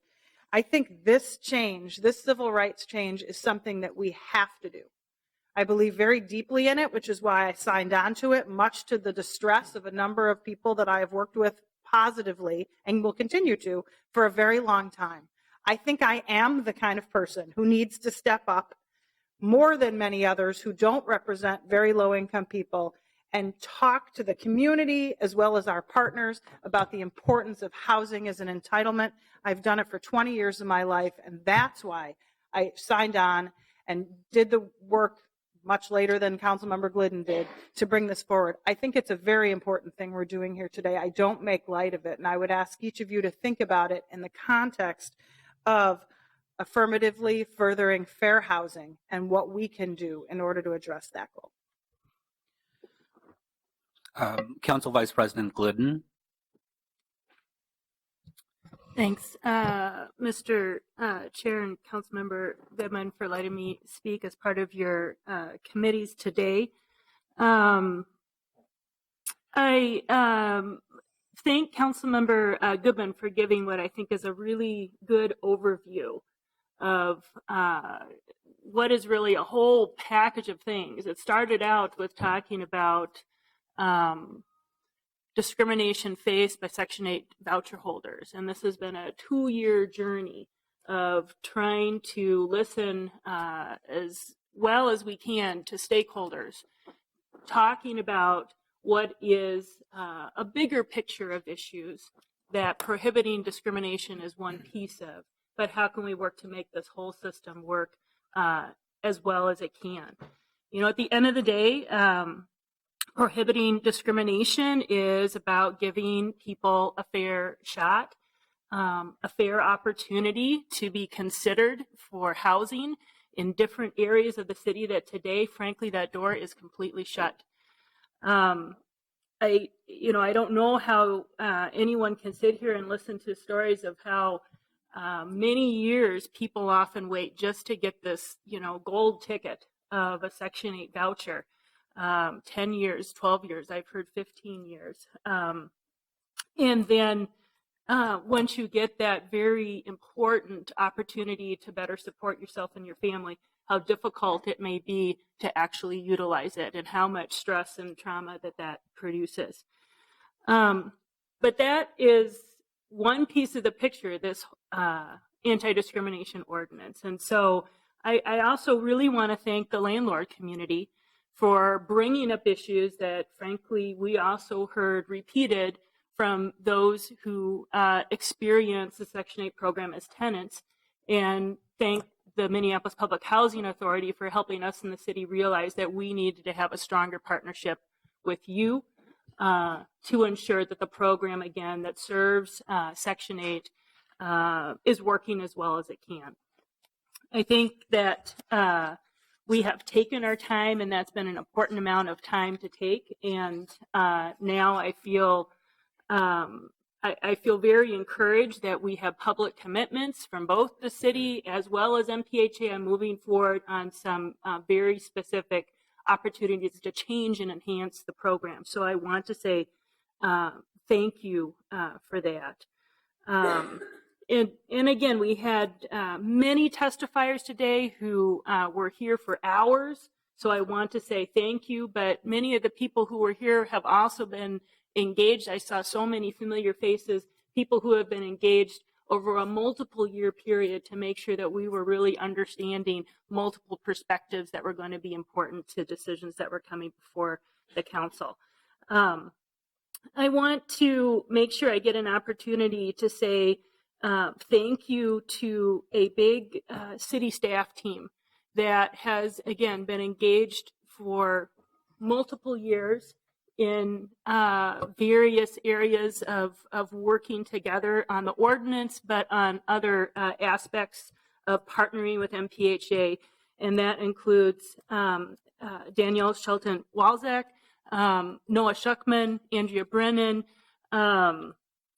big team of lawyers, Carol Bashun and Susan Siegel, Shelley Rowe, and we appreciate your advice. We've even had support from the innovation team and Zoe Thiel, for example, to make sure that we were considering good information. And I want to say a special thank you to Sarah Lopez from my office, as well as Deba Serdar, who really took seriously our job to listen to stakeholders and do our best job to facilitate this process as one member office of the City Council. And thank you to the co-authors on the ordinance with me, Council Members Warsame and Goodman. I personally feel, despite the fact that at the end of the day, not all stakeholders hold the same opinions, and I understand that, but I feel like we did our best job at the city to take input and try to make as much impact as we could on positive improvements to a program. And hopefully, if my colleagues agree, adopting an ordinance that is a very important part of protecting civil rights for all residents in the city. Councilmember Warsame. Thank you, Mr. Chair. I'm not going to repeat a lot of the comments that my colleagues and co-authors have made. I'd like to thank the city staff, Minneapolis Public Housing, as well as the community members who came on both sides of the argument for and against the ordinance. My main point would be that this is in an age where we are starting to discriminate people again, and even our federal government is starting to point fingers at minorities in this country.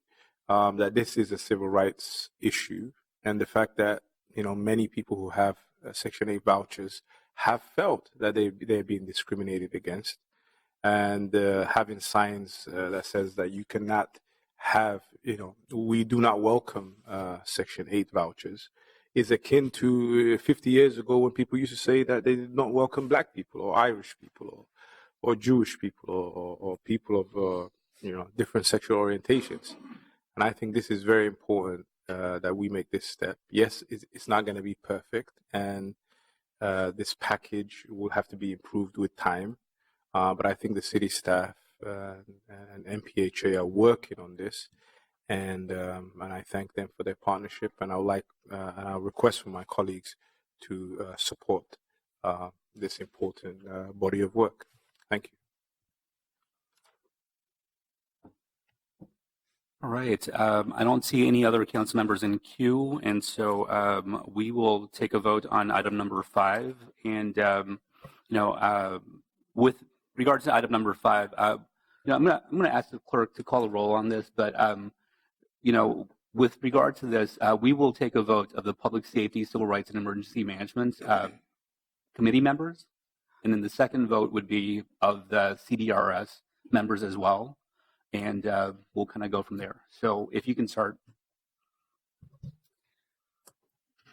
Committee Member Gordon. Reich. Aye. Barbara Johnson. Aye. Quincy. Aye. Palmisano. Aye. Chair Yang. Aye. There are 5 ayes, 1 absent. And then can we get a roll call for CDRS committee members as well? And I know there's some overlap there, but why don't we do did that? we don't get to vote on that on the ordinance. You want us to? I'm happy to. Yeah, why don't we just do that just for the sake of, being transparent in this situation? Right. Councilmember Fry? Aye. Wright? Aye. Warsame? Aye. Kano? Absent. Quincy? Aye. Chair Goodman? Aye. There are 5 ayes, 1 absent. Okay, so the motion carries. Item number 5 is recommended for approval. And, I just want to say this, just that, this joint committee or a joint special committee is pretty rare for us. And so, we might have been a little bit choppy in terms of how we did things and all that stuff. Apologies to the public. But thank you so much for being here, and really appreciate everyone participating in this sort of democracy that we have.